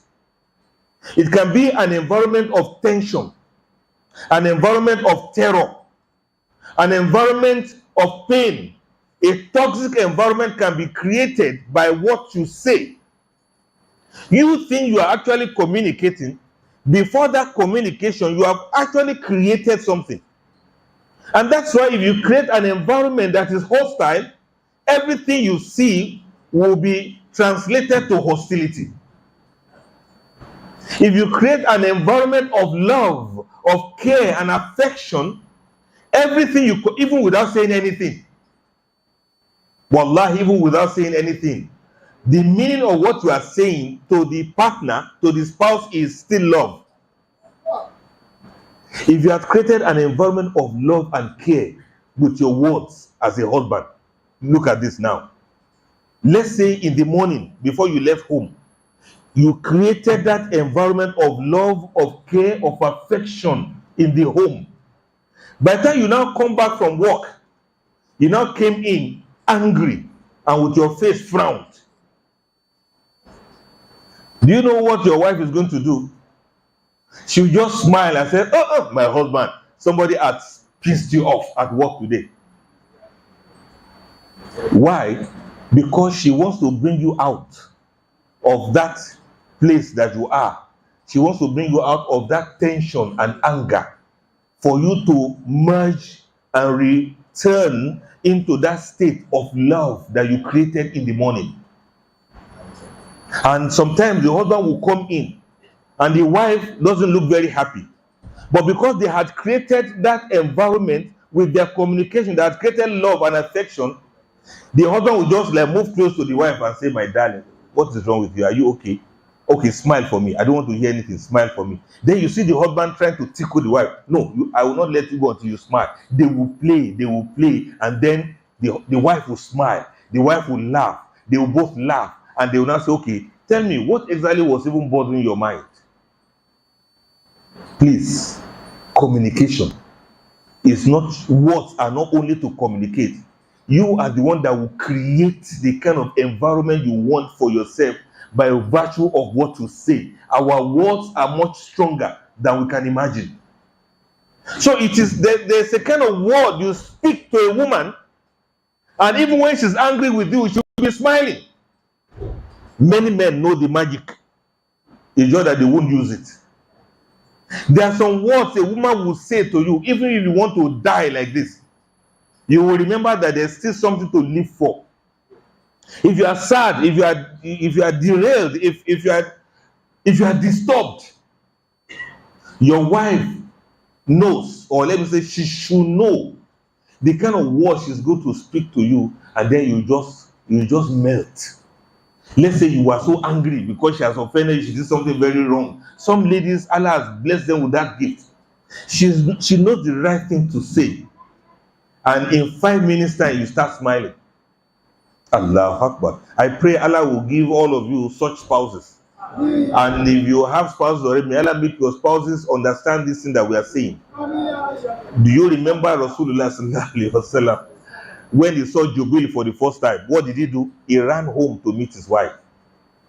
As terrified as he was, you saw an angel for the first time, something you were not expecting, you didn't plan for it. The angel just appeared, and this creature was pressing you and saying, read, recite. And you'd be like, I cannot recite. He didn't leave you, he didn't let you go. And when you eventually escaped, you didn't run to your family house, you didn't run to your friends, you ran to your wife. And the prophet got home and said, "That's Tirini, cover me up. I saw something very terrible today." And Khadija bint Khuwaylid radhiyallahu anha covered the prophet up with her scarf, sort of. And she was like, "My husband, just relax, you'll be all right. Just relax, my husband. You are a nice person now. You are not a bad person. How can something bad happen to you? You are always assisting the weak. You are always helping those who are needy.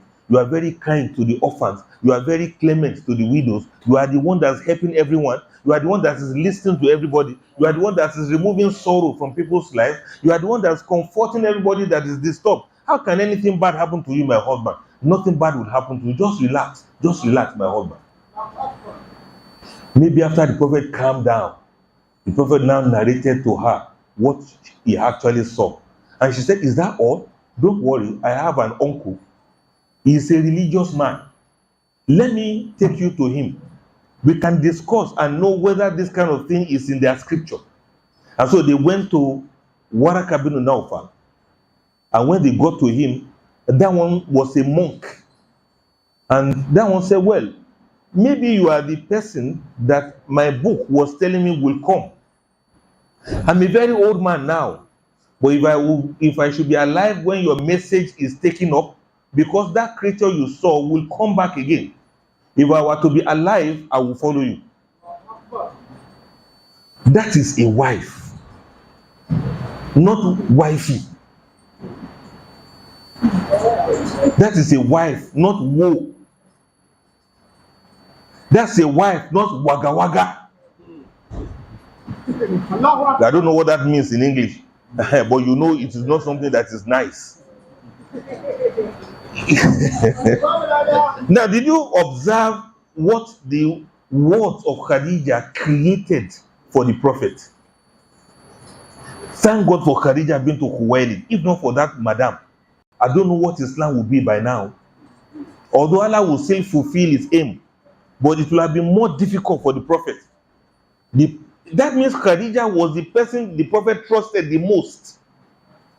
For something as sensitive as that made people even to call him madman. Only Khadija believed that, no, my husband is not mad. I know he saw something. and I know he's a righteous man. This is the model we are talking about. When it comes to communication, let husband and wife get so close to some extent that even when they both keep quiet, they understand.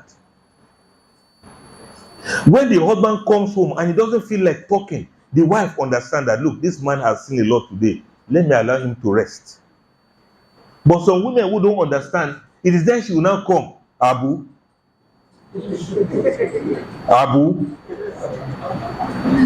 gas has finished though. Oh, is that wife or waga waga? This man has suffered all through the day. He just wanted to come home and relax. Is then she will not come. Did I not tell you? It's the last cup of beans we cook in.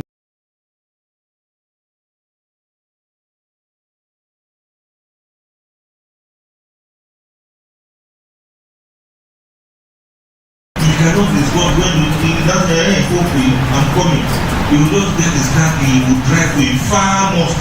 You go and attend and live there. Whenever you see a stranger come to attend and live here, in your mouth is here, you need to be very sensitive.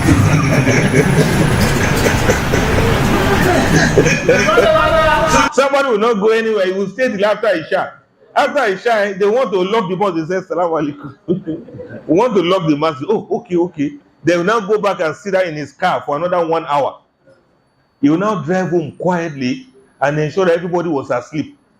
If he's sharing bedroom with his wife, the wife is asleep. He will now lie down on one corner, one side of the bed. You know, there's no more than 3 inches. That's where he will just lie down and sleep and be praying that she doesn't wake up. Oh, Allah Akbar. Marriage is supposed to be sweet, honestly. But you see, maybe some people are so unfortunate. Some people are so unlucky. This is what I'm talking about, wife. Oh, that doesn't mean the men are any better. The woman is very happy. But by the time the husband comes back, she cannot show her happiness. Because you'll be like, what? Why are you laughing? What is funny? You don't have better thing to do apart from laughing.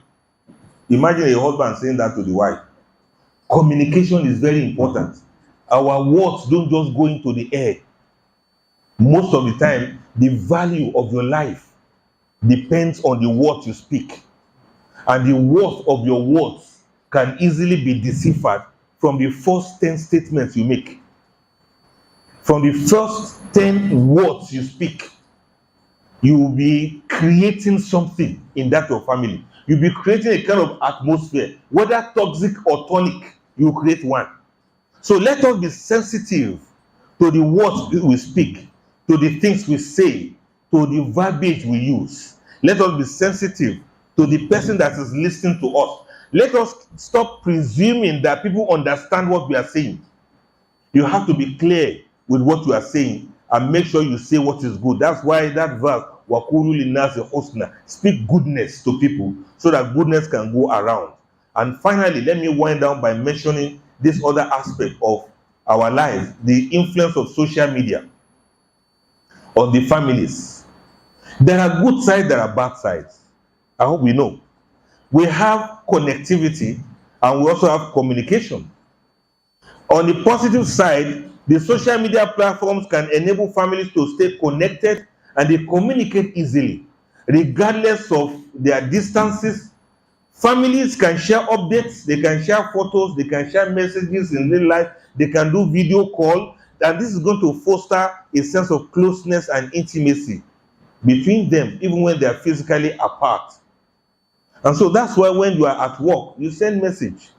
When you are away, when you travel, you send messages. Assalamu alaikum, how are you people doing? Hope you are doing fine. Hope you are doing great. I miss you. Talk to you later. And that later may just be few hours interval. It can assist people, husband and wife, to communicate and to connect with each other very well and even much better. There are instances where there may be young children in the house, like this, my little children here. They want to talk to daddy because daddy is not around. You do video call, they speak to daddy, they greet daddy. Daddy is happy, they are happy. Everybody is happy.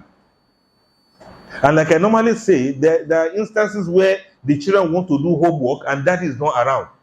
Daddy can use video call to assist the children doing their homework, to encourage them. You are going to do exam, you are going to pass. Just try your best. Do it like this, read this one, read that one. Good night, good night. This is the positive side. There may be some negative aspects when we over-rely on the social media for communication. Sometimes it can lead to superficial interactions. In such case, we are not real anymore. It can decrease the face-to-face communication within families. It now gets to an extent that the wife cannot look you in the face and tell you what's disturbing her mind. She has to put it in writing. She has to put it in a text. And this can potentially weaken the quality of familial relationships, and it can hinder meaningful connection. Some men cannot survive 10 minutes of interaction with their wives face to face. He doesn't even know what to say when he's with his wife. The wife has a lot of gist for him, but he cannot sit down for 5 minutes. I don't know where we got this wrong from, but let me tell you part of what must have been responsible for this. Do you know that many men, I don't want to say most, I will have overgeneralized, but let me just stay safe. I will say many men, they don't know how to actually talk with a woman. Have you noticed? They don't know how to talk with a woman in such a way that that woman will enjoy their company. At least they don't know how to do it with their wife. They have side chicks outside that they gist and talk with. But some people are so bad that with their own wife, they cannot talk. The woman cannot say, my husband, sit down, let's talk. No, he will not do sit down, let's talk. Because he's not used to it. And the moment the woman starts talking like this, he doesn't understand the nature of woman's talk. Sometimes a woman can be talking and talking and talking and complaining. Not because she wants any solution. It's because she just wants to talk. What part of that don't men understand? She's not looking for solution. She just wants to talk to somebody. And a woman will complain and complain, and you, the husband, you'll be feeling bad. That how can you be complaining upon all I'm doing for you? No, it is natural for a woman to complain. You are lucky if your woman is complaining to you. Any day your woman is pressing you too much, it's possible she wants to collect something. And you are very lucky also if your wife is complaining. You know what she's doing? She's pushing you to be more successful than you are. It depends on how you look at it. If you look at it positively, you are going to say that, truly, don't worry. Allah will provide for me. I will do more for you. That's how a responsible man is supposed to talk. But for him to say, what more do you want me to do for you? You are so ungrateful. You are the stupidest woman I've ever seen in my life. I did this one, I did that one, I did this one, I did that one, I did those one, I did everything, I did all, yet you are still complaining.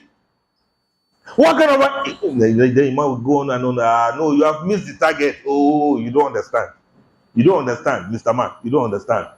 When she's complaining like that, she's not criticizing you. She's just reminding you that you need to do more. And when she's reminding you like that, what are you supposed to do? Then you go perform ablution and remind Allah that you also want more. It's easy. Just go tell her, oh Allah, you heard all my wife's complaint. Please give me more. In fact, your prayer is, oh Allah, bless me with so much wealth that the only problem my wife will have is how to spend it. Does anybody remember? Ustaz, have you made that dua before? This is Ramadan. I challenge you. This Ramadan, make that dua. Oh Allah, give me so much wealth that my wife will not be able to finish it. Do you know sometimes some women will spend money and they will be tired? If you really want to do it for her, I'm not saying you should do it in a bad way. She likes to travel, let her travel till she's tired. It's okay, let's go. So no, I just want to stay in Nigeria a bit. You go to Dubai. From Dubai, you spend 2 nights. You go to Paris. From Paris, you spend 2 nights. From Paris, you go to UK. You spend 2 nights. Maybe you go back to Canada. You spend 1 day. Then you go to India. You go look at their idols and all of those sculptural things that they have around. you spend like only 2 nights. She'll be like, won't we just rest? And when she's done, you say, okay, don't worry, let's go to Umrah. Then from there we go home. Then you pass through Umrah, you come back to Nigeria. You see her panting in some ways. I'm just exaggerating. What I'm trying to say is, brothers, let's wake up now. It's not so difficult like that. You too should enjoy life now. Life is not all about suffering and suffering and suffering. And you want your wife to be suffering with you. What I'm trying to say is this. Coming back to the communication that we are talking about.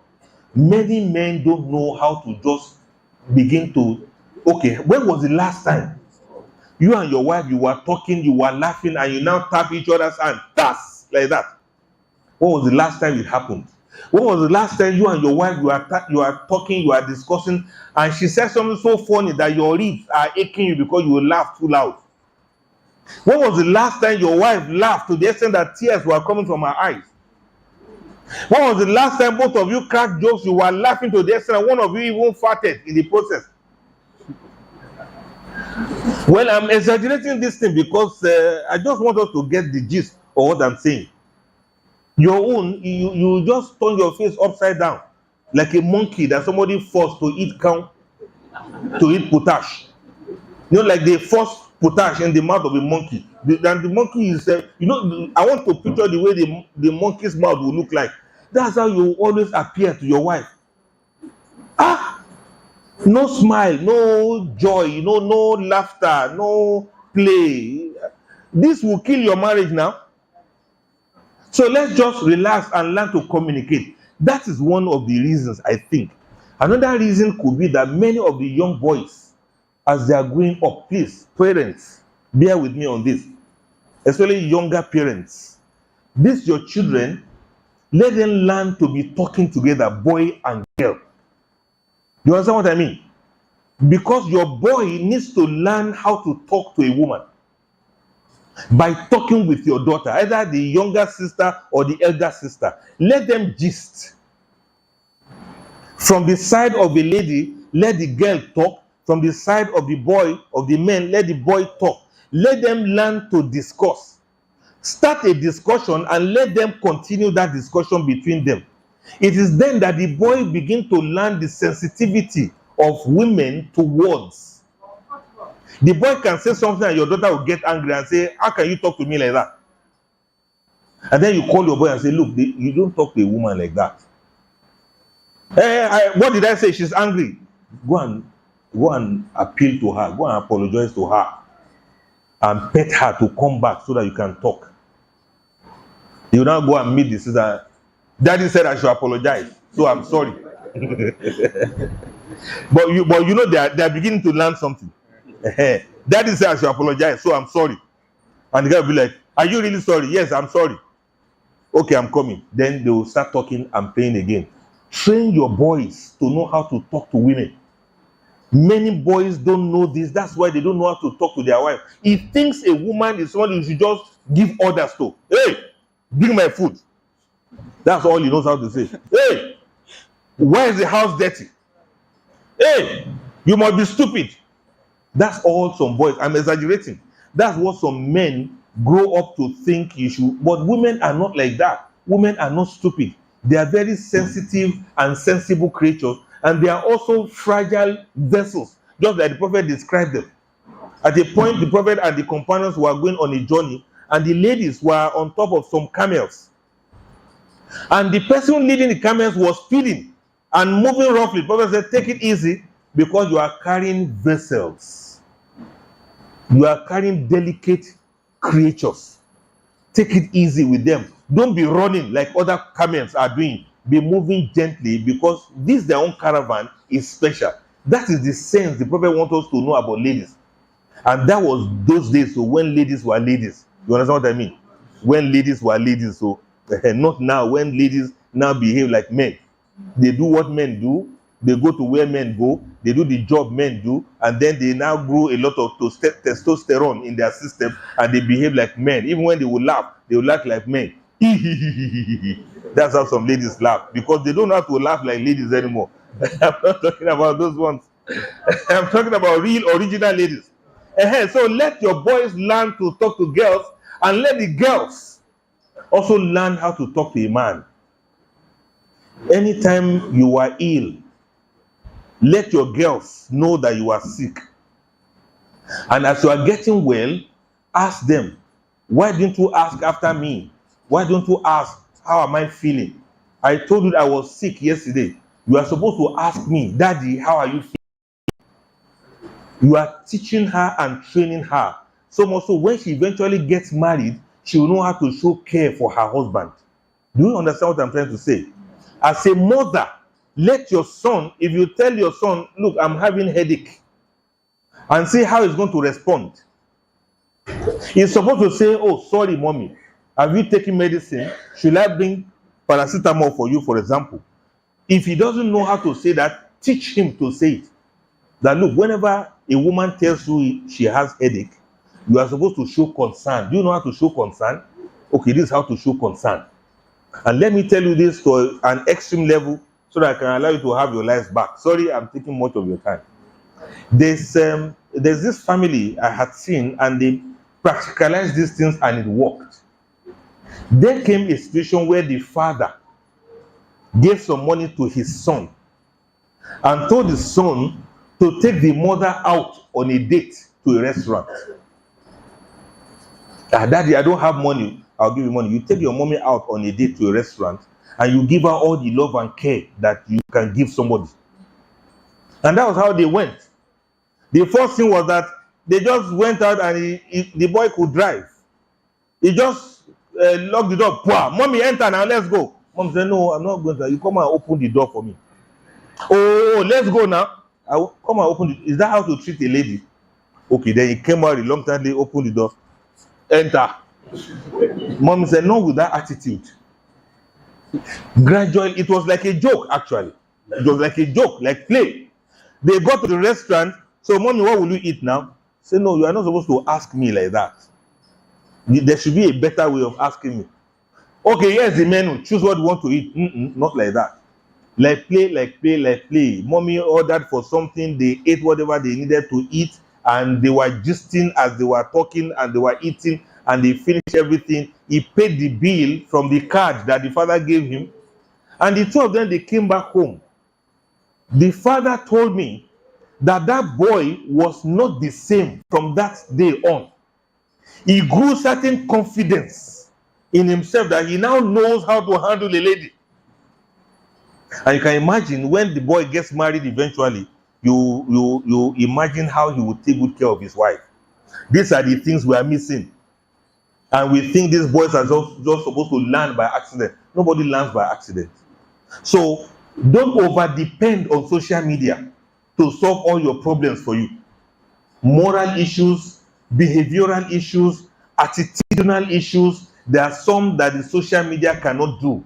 So as a family, we begin to train ourselves and begin to get used to doing things not 100% dependent on the social media to communicate with one another. And finally, let me mention this aspect of family things. Do you know that as we speak now, many of us, we are addicted to our telephones? Maybe we realize it, maybe we don't realize it. The telephone has taken over a whole part of our lives. And if it has taken your life to that extent, if it has taken over your life to that extent, it means it will affect many other things. And that's why they say the way you do anything, is the way you will do everything. Your attitude towards your phone will determine your attitude towards your family members. Take for instance, how many of us can do phone fasting? You know what I mean by that? Phone fasting. That means you switch off your phone and you keep your phone aside for 3 hours. How many of us can do that? For a whole day, can you do it? When you only be with your family, you will not touch your phone. How many people can do it? It's a challenge. If you can't do it, that means something is wrong. Look at you here now. Look at you, husband, wife, children, everybody in the house. And then you are still holding your phone like this. What is that phone doing in your hand? You understand what I mean? Look at your children. You are not talking with them. You are pressing phone. Haba, you are addicted to phone now. It's not nice. Put that phone aside and relate with each other as blood and flesh. That's challenge number one. Challenge number two, do you know that many of us, once there's no data in our phone, we start becoming sad. We start getting depressed. Oh, subhanallah, there's no network to recharge. Wallahi, there's no network to recharge. There's no network to buy data. Oh, subhanallah. Subhanallah, subhanallah. Then you see you start fidgeting like that. Please, do you have MTN there? Do I have MTN network there? Please, on your hotspot for me. Then you start looking for where you are going to key into some Wi-Fi here and there. If you find out you cannot survive without data for 3 hours, then something is wrong. How much more when you are in the house? What do you need data for? When you are in the house, with your wife, with your husband, with your children, what do you need data for? If you find out that that's your major problem, then you should know that you are addicted to social media.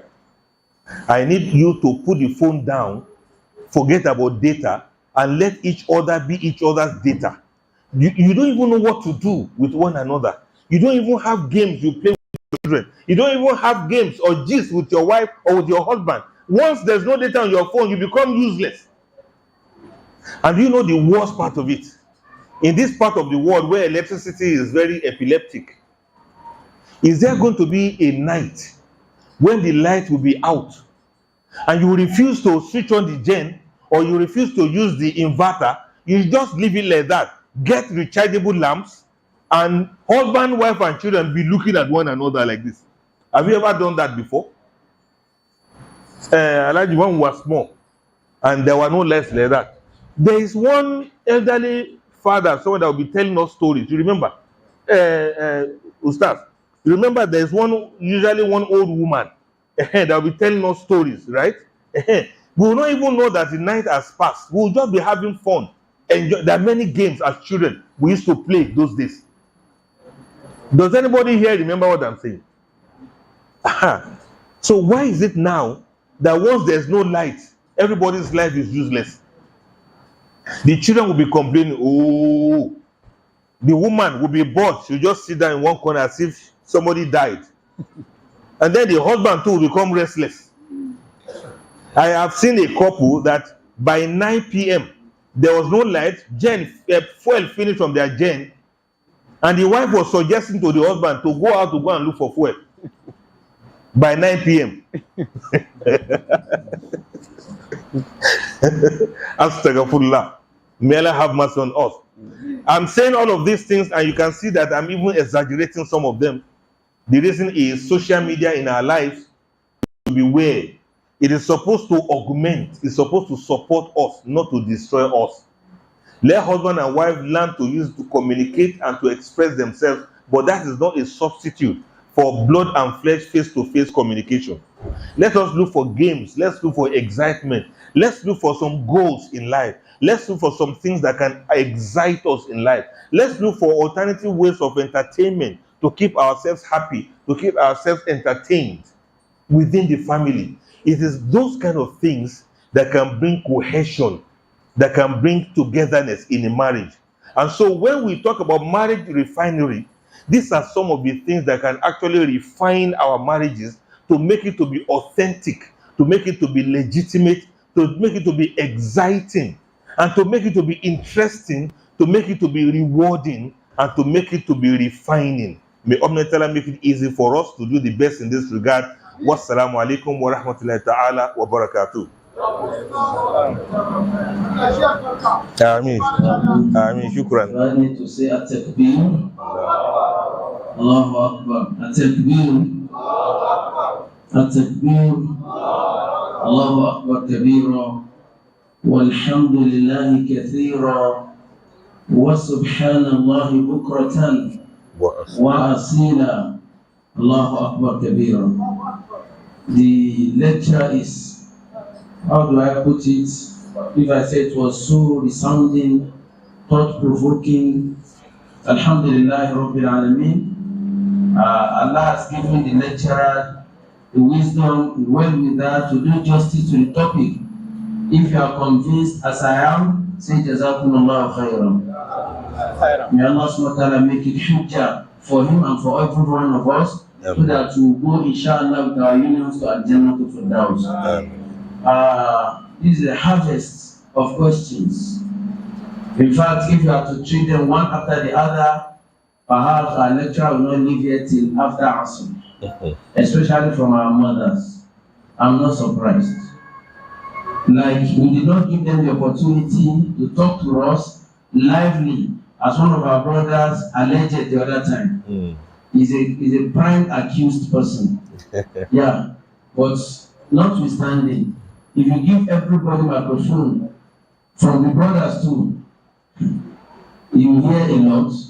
Because I remembered last year you were here, and after the whole thing, I count how many brothers came to me and said, Madam, it's only that we cannot talk. It's only that we cannot talk. Because it was like the women had the full day, but they told me we cannot talk. I said, okay, talk to people if you cannot come out to talk. But be it as it may, we ask Allah subhanahu wa ta'ala to perfect our unions. I say amen for myself, because I want to go with my union to Al-Jannah to Firdaus. Allah do that to all of us. The first here is a request, personal request to him. It says, Assalamu alaikum ya Sheikh, please pray for me. I want to get second one. Please do that too. Okay. We pray for you. May Allah make it easy for you. And may Allah make it a success for you. And with your intention, we believe strongly that Allah will facilitate it for you. Inshallah. Assalamu alaikum wa rahmatullahi wa barakatuh. According to our hadith, Sheikh, a full-grown man who is due for marriage can marry provided he has the means of livelihood. But if he doesn't, he should be fasting. My question is, if he fasts, can fasting guarantee a means of livelihood for him, or otherwise, or he will continue to be unmarried?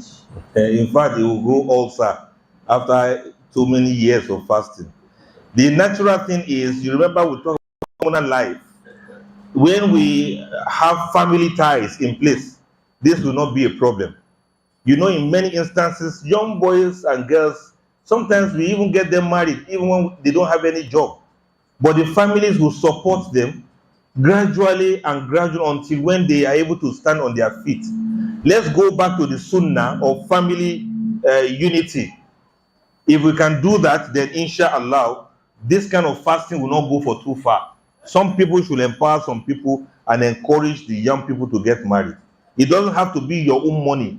Other people's money can also be used to finance such a relationship. Once it is founded on the sunnah of the Prophet sallallahu alaihi wasallam, the Quran says, "In yakunu fuqara'a yughnihimullahu min fadlihi." Even if they happen to be poor, Allah is going to enrich them from His wealth. So that is the other side of looking at it, inshallah. Assalamu alaikum wa rahmatullahi wa barakatuh. Wa alaikum assalam. Divorce has become prevalent in Kano State and other parts of Muslim communities. What is responsible for that? Yeah, it's possibly all of these things we are talking about, and because it is much easier now, possibly also we have raised many boys that are not so responsible. Sometimes the girls too are not any better. I wish the person didn't mention the name of the place, but it is everywhere that people divorce. Men divorce, women, they leave when they are not satisfied, when they are not contented. Things have gone wrong for very long, and I believe and I hope that our ulama in their member, when they are doing khutbah, they continue to emphasize the importance of good tarbiyah for the children, so that when they grow up, they will know how to relate with each other. Look at the instance of training your boy and your girl, your daughter and your son, on how to talk to each other. If many of these people have gone through these experiences, communication problems will not lead to divorce for them eventually. But it's a global situation. You go to many other countries, you still find this matter there.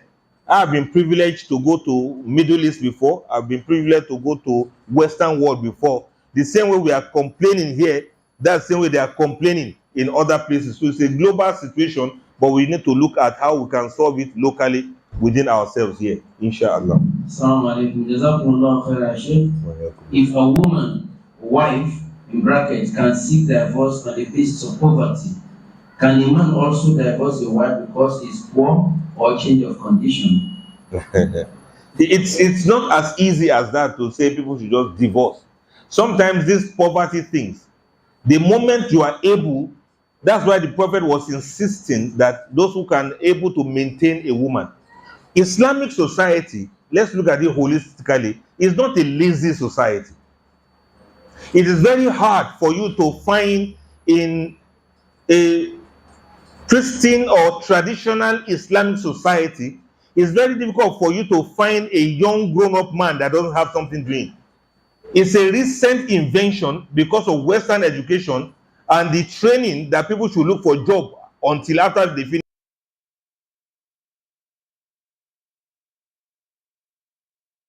Let me use him as an example. From the day he was born like this, people will go and give his mother chicken, and this chicken belongs to the boy. It can be a girl too. They will be rearing the chicken. After a while, the chicken will reproduce and get plenty. They will sell the chicken. They will buy a goat. They will be rearing the goat. After a while, they sell the goat. They buy a ram. After a while, they buy a cow. The boy is having his first cow. By the time he is 14 years old, he has many cows. And that's why when you see these Fulani boys rearing their cattle, you see some goats, you see some rams running around the flock of the goats, of the cows. Most of those sheep, they belong to those boys.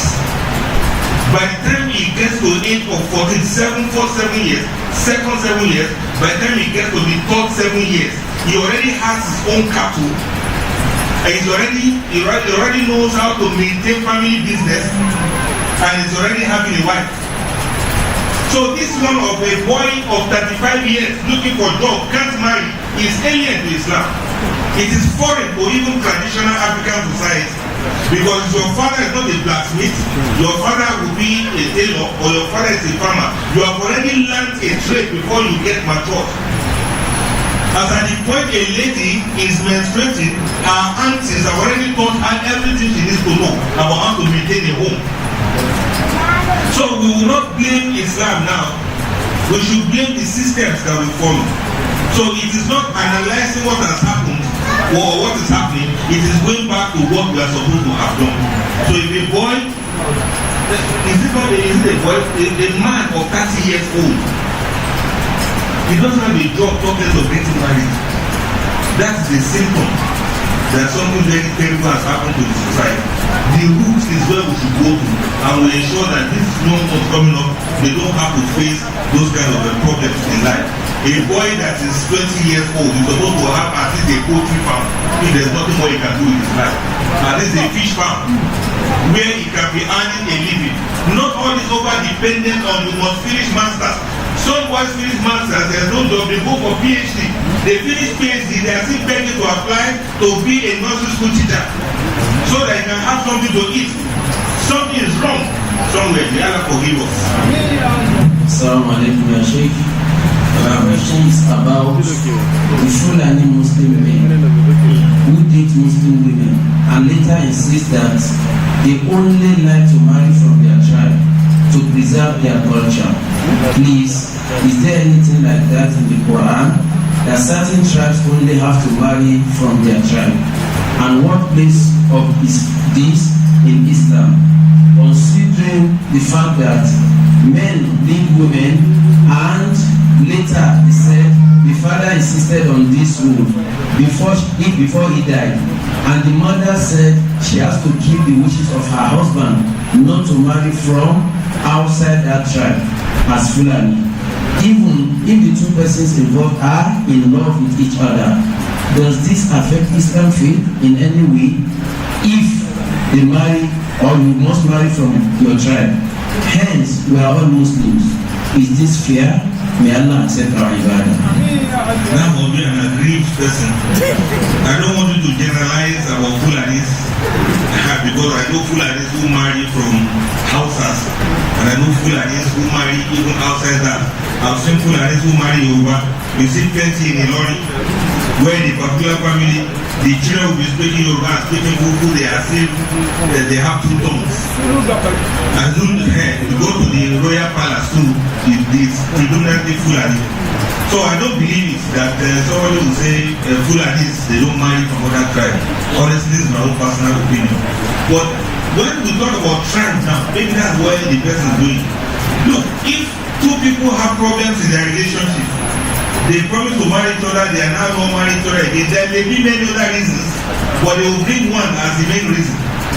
People from the same tribe, they have been dating each other and they still didn't marry each other. There's no guarantee that until you marry from your tribe before your marriage is successful. And there's not any guarantee either that your marriage is successful when you marry from outside your tribe. There are many other factors that are involved in a marriage being successful. However, I'm not being tribalistic, but I want us to understand very well that when people so much love their tribe that they marry within themselves, it is not haram in Islam. You that want to go and marry from another tribe, ask your questions very well so that you will not feel as if somebody scam you. From the onset, you should know very well, can we marry based on tribal things? That's number one. Number two, the young people that want to marry, carry your parents along from the onset. Before you fall in love, let your parents be aware of the person that is talking to you as a lady. Not that you don't know his tribe, don't know his family, you know anything, then you fall in love. Wait, on what basis are you falling in love? So what I'm trying to say is, before you agree for a man, you have to run it through your family. I'm not tribalistic, but I think family is important. Run it through your family. My daddy, the person that wants to marry me is from Adamawa. And me, I'm from Itebode, for example. Can we go ahead? You don't even have to have reached that age before you study your family and you know the echoes of your family. Each family has the right to hold on to whatever principle they want, so long as they are not going against Islam. It is their preferences, that's what they want. And you cannot say they must not want it. Brother, they say they won't give you their daughter because you are not from their tribe. What's the problem now? Go to your tribe and marry.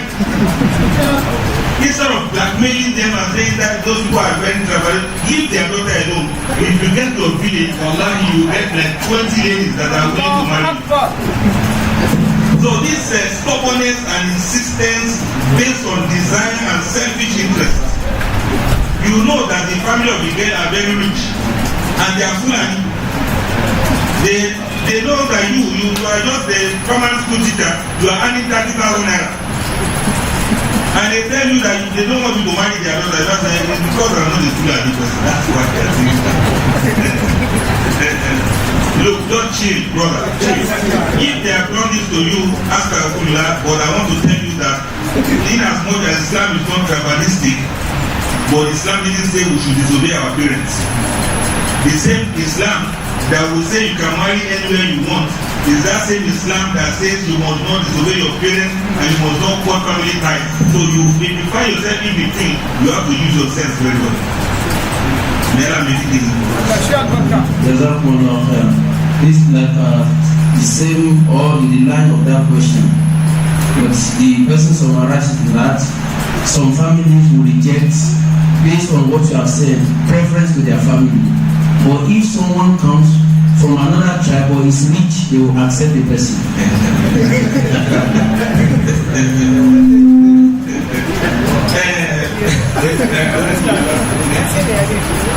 Wait, do you think fathers are stupid? When they do all of the work, they will spend money on their daughter. She will go to Islamia, she will do Tafsir, she will do Hadda, she will do Walima, she will go to school, secondary school, university, she will do master. Some even will go and do PhD. These fathers know how much they have spent on these girls. And they know that they have invested everything in their life on their daughters, so that their daughters can become relevant and useful in life. You will not just waka from somewhere. Forgive me for using that word. Fathers, are we stupid? No. We are not stupid. We know the kind of man we want our daughters to marry. If you don't fall in that category, we will tell you no, and there's nothing you can do about it. If you like blackmail us and say, go and marry your daughter. We will not give you this girl to marry. So people should stop being so sentimental about this thing. Fathers, look, mothers are also involved in this thing, but I'm just using fathers as an example. Fathers can also be very calculative.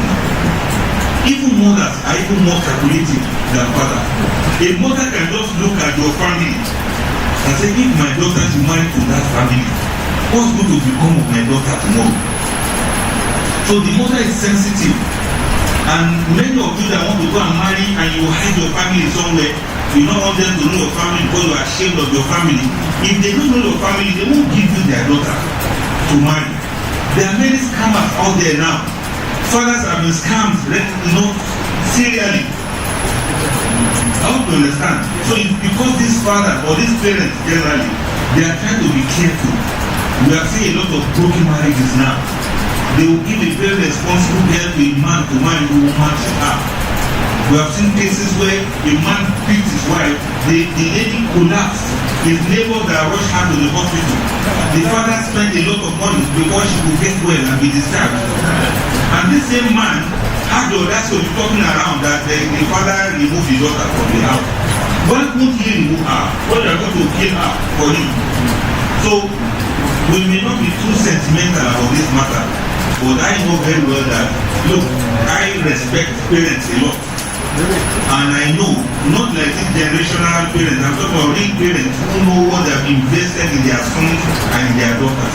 If they have brought up a boy, very calm, very gentle, very upward moving, very dedicated, very serious with life, then one girl will not just come around and they will just observe and they see this one doesn't have that 10 years. You understand what I mean? Because this boy is decent. Because the boy was brought up to be decent, he doesn't have experience of ladies. So any lady can easily deceive him. But we, the parents, we know better. So it's our job to discourage him from marrying that girl. Because what we can see, he cannot see. So it's the job of parents to protect their sons and daughters from entering into wrong marriages. If any mistake should happen along the line, at least we know that we all supported you to marry this person and we will all make effort to ensure that everything goes well. May Allah forgive us where we are wrong. Assalamu alaikum. I have a father that spends more on outsiders than his family. He doesn't really treat my mother well. He has so many mentalities that are of poor people, yet he's rich, yet he's a good person. How do I approach him about all this? Or do you advise that I should just pray for him to become a better Muslim? Prayer will work, but that will be after counseling. Many people have these issues in their heads. It's borders of mental health or personality disorder or some ignorance that they have. Some people have very terrible upbringing, so they don't understand these things we are talking. All of this one spending money for your wife and they don't know how to do it. Honestly, some men, even if they have money like this, you will think he's a boxer, the way you hold his hand like this. He doesn't release money. Even if you use German flyer, you cannot open his hand like this to bring money out of his hand. Some people are just naturally stingy. So if you find your father to do something like that, look for somebody that's elderly that can talk to you. I don't believe that there's anybody in this world that somebody cannot talk to. Either the imam or an elderly person or somebody that he respects, or you bring him for counseling. Just tell him that somebody wants to counsel you. And most of the time, we have exposed the eyes of some fathers to do that. Look, all of these things you are gathering, these children will be inheriting eventually. Why don't you spend so that they can respect you? And some, they didn't know that they are actually being stingy. They thought they are being prudent. There's a very thin line between prudence and stinginess. You understand what I mean now? A father that the children will eat rice, remaining rice, they will dry it so that they will cook it again. Because they don't want them to waste food. What kind is that? They will not be measuring vegetable oil. for the woman to use. Then you ask them to bring list of market, you'll be cancelling, you'll be doctoring, you'll be cancelling, you'll be removing, you'll be cancelling, you'll be removing. Something that they put 50,000 and you will cut it, everything up, become 5,000.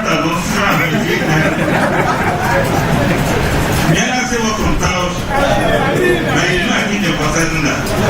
Poverty is not nice. This money go crazy. Your wife brought a list of 58,000 naira. You cannot approximate it to 60,000 naira. May Allah make it easy for us. So I pray, instead of complaining, I pray for everybody. May Allah provide for us. When your wife brings her list, you now add miscellaneous. You now say, which one is miscellaneous? You say, in case you need any extra thing. I want this woman to have the kind of men that will give their ATM card to their wives. And say there's enough money there, go to the market. That's a bill. Assalamu alaikum, madam. I'm a 20-year-old. Assalamu alaikum, madam. I'm a 20-year-old and a boy has promised to marry me, but he's still in the university in Kano. So I so much love him, but my mom is advising me to marry if any other man comes around for my hand. Though I'm still in secondary school, but what can I do because I want to wait for him before university? If she can wait and there will be no facade, there will be no haram between them, fine, we don't have anything against that. And well, it depends on a lot of patience. I have seen situations like that where they actually waited for it and they eventually got married and everything was okay. But very importantly, let the parents be involved, let the parents be aware. The way the mother is aware now, let the father also be aware. I remember I used to have one professor when we were in school, and the professor's daughter fell into this kind of situation. So the prof asked her to call the boy to come. The boy was in one other faculty, but the girl was in secondary school, demonstration secondary school. So eventually the boy came around, the professor asked him, where are your parents, where do they stay, who are they? He got all the information necessary from the boy, and he asked the boy that he wants to see his father. So father to father, they discuss between themselves. You know what I mean now? Father to father, they discuss their no problem. Let's keep watching them and let's keep praying for them. Let's keep advising them. They were doing that, and until when the boy finished his course, when he did his NYSC, the girl had already entered university, and they married them to one another. And it's a successful marriage up now. For you to know that this thing really happened, I'm not making it up. Their first child, when the first daughter was to get married, they invited me to come and help give the girl's hand out to marry. That's the daughter from that union.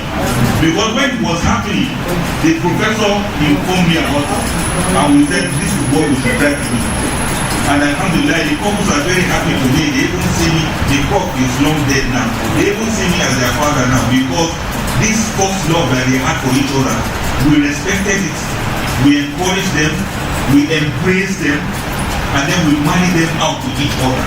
And this is in line with what the Prophet said, that any of you that you have a daughter, you bring her up in line of Islam, and you marry her out. You are going to be together like this with Allah in the door. So meaning that it's a duty for the father. Don't just put the girls away. It's our duty. Call your girl. Who do you love? Who is talking to you? Okay, this one, let me observe. I will tell you what I think about him. Okay, this one, let me observe. I will tell you what I think. You know, I'm a man. They are boys. I'm more experienced than them. So I will tell you what I think about them. And your daughter will listen to you, Fisabilillah. Any girl that says you are sensitive to her opinion and you are ready to listen to her, she will listen to you back. You not say, my daughter, I don't want to marry this one because of this, because of this, because of that. Whatever love she had for that boy, Allah will remove it. And the person you are advised her to marry is one she will follow. This thing is real. May Allah make it easy for us. Assalamu alaikum, madam. Please, I need your advice. My husband comes home with men, grown-up adults. As we speak, one stays with us presently, and I always have sexual urge towards him. And I've tried to tell my husband that I don't want that person around us, but he won't say anything. My husband is not always at home. Most times it's just me and that guy at home. He keeps saying I don't like his relatives, but I am scared, madam. Advice. There's no long advice. It's haram to keep such a man in the house. Let the man know that it's not a matter of relative or no relative. In fact, they asked the prophet, what of the brother-in-law? He said, Alhamdulillah, that even that brother-in-law is dead, is Azariah with himself. Brother-in-law, let's say same father, same mother with the husband. How much more a relative? Please tell this man that it is haram for him to keep this. A woman has right to her privacy. 3 places in the life of a woman nobody should infiltrate: her bedroom, her kitchen, and her bathroom. These 3 places are sacred for a woman. Nobody should drag that place. Either a man or a woman should not drag the place with her. And then she has the right of her privacy. She shouldn't be wearing hijab every time when she's inside the family. So let this man fear Allah. This woman is not asking for too much. She's asking for privacy. And she's very honest and sincere to have said this is what she feels. She's a human being. Please, someone should talk to this man. And if he doesn't hear, let the woman prevail on him. Because he's going to cause more havoc that will go beyond his own family. May Allah save us. Assalamu alaikum. Madam, please advise the men to stop starving their wives. Sometimes 3 months, 6 months, and even beyond. Presently, between me and my husband, it's more than 5 months. If I ask, he will say the weather is hot or is this Ramadan.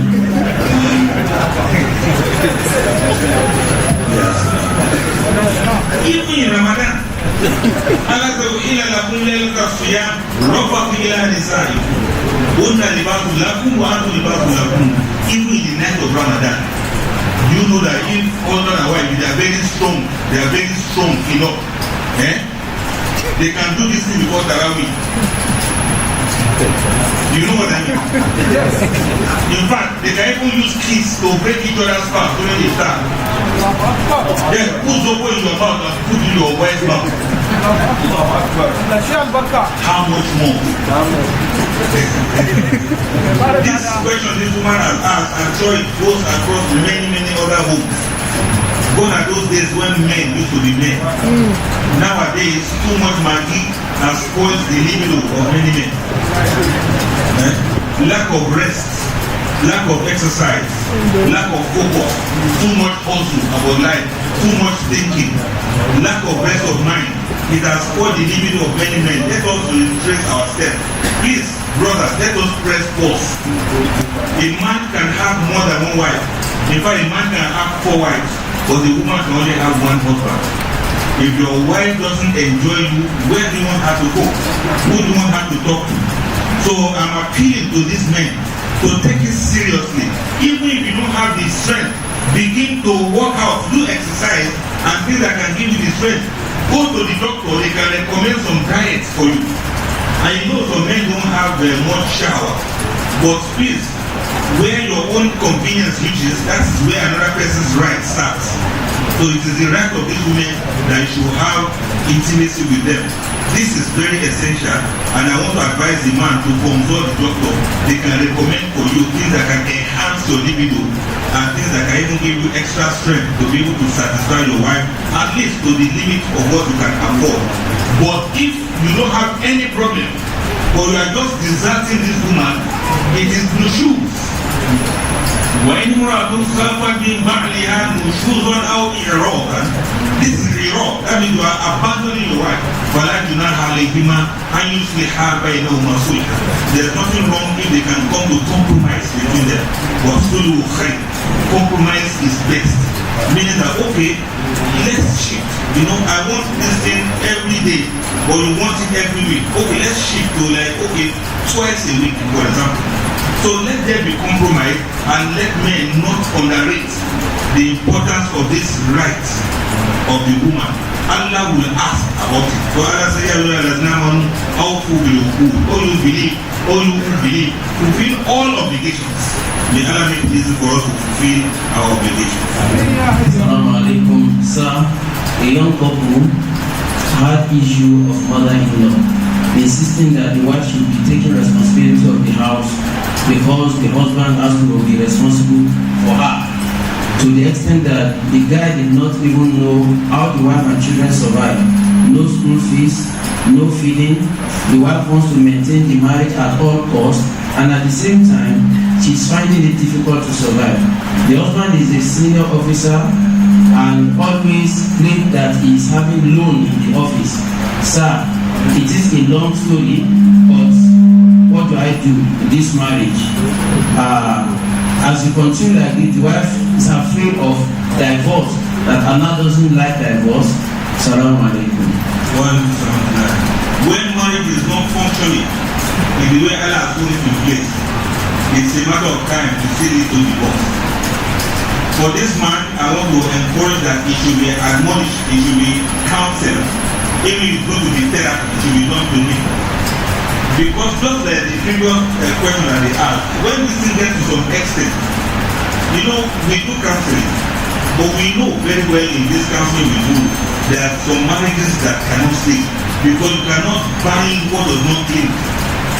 If some things cannot work, then Allah has put divorce in place so that people will not have mental problems. I'm very sorry to say, if this man is corrected and refuses to be corrected, then the woman can begin to make plans for divorce. Unfortunately, this is the one that gave me all this woman. Unfortunately, even if these women divorce, they are actually running away from being oppressed. The problem is, who is going to marry them? This is why you see many women still holding on up till now. Who is going to marry these women, even if they should step out of this marriage? That is the one we are talking about. La yamutu fiha wa la yahya. They make marriage to be hellfire for women. They will not die and they are not alive. So when cases get to be like this, I want to be very honest, I want to be very frank. In some instances, when they come for counseling, we initiate divorce for them straight away.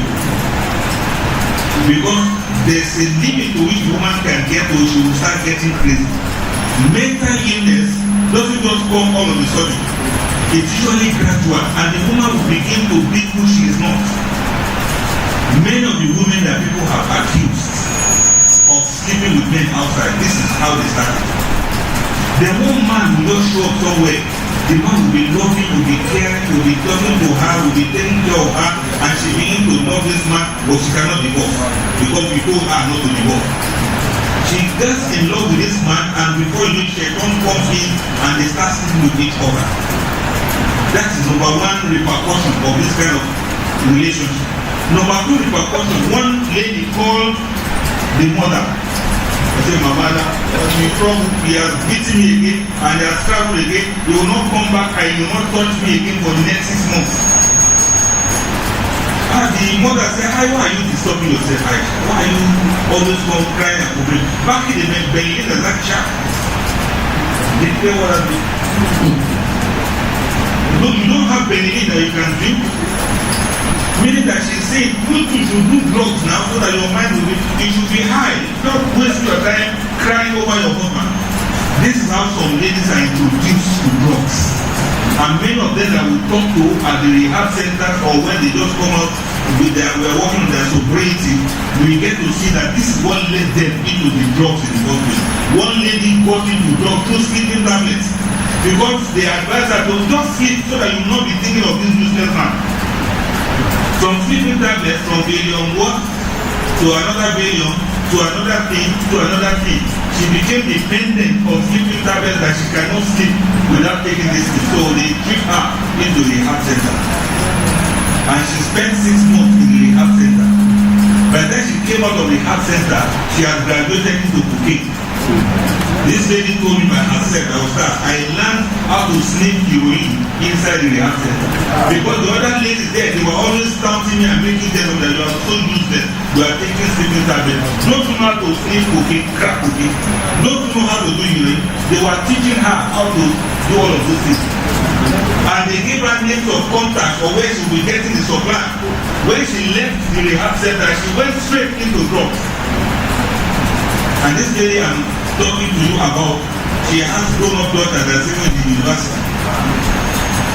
And she was there, look at her in now, she said, honestly, I didn't do this, so don't look at me like that. Because she was just recovering from that. She would do drugs, and at the end of the month, she's owing 1.something million from the drugs that she's taking. Why will we wait for a man to turn another person's daughter into mad woman before we remove her? Why? Shouldn't we be sensitive to the parents of these women? Would these parents be happy to see their daughters going through this in the hands of one businessman because we don't want them to divorce? The principle of Sharia is if there are two evils, you choose the lesser one. One evil is for the lady to be divorced, another evil is for her to become a druggie, to become useless for the rest of her life. Because before a person can recover from the addiction of cocaine, it's a matter of 25 years. It will take 10 years before the brain even gets used to not taking cocaine. If the person stops today, it's going to take 10 years. It's after 10 years, add another 15 years before the person will not be able to go back again. That is if the brain can still return to the default setting.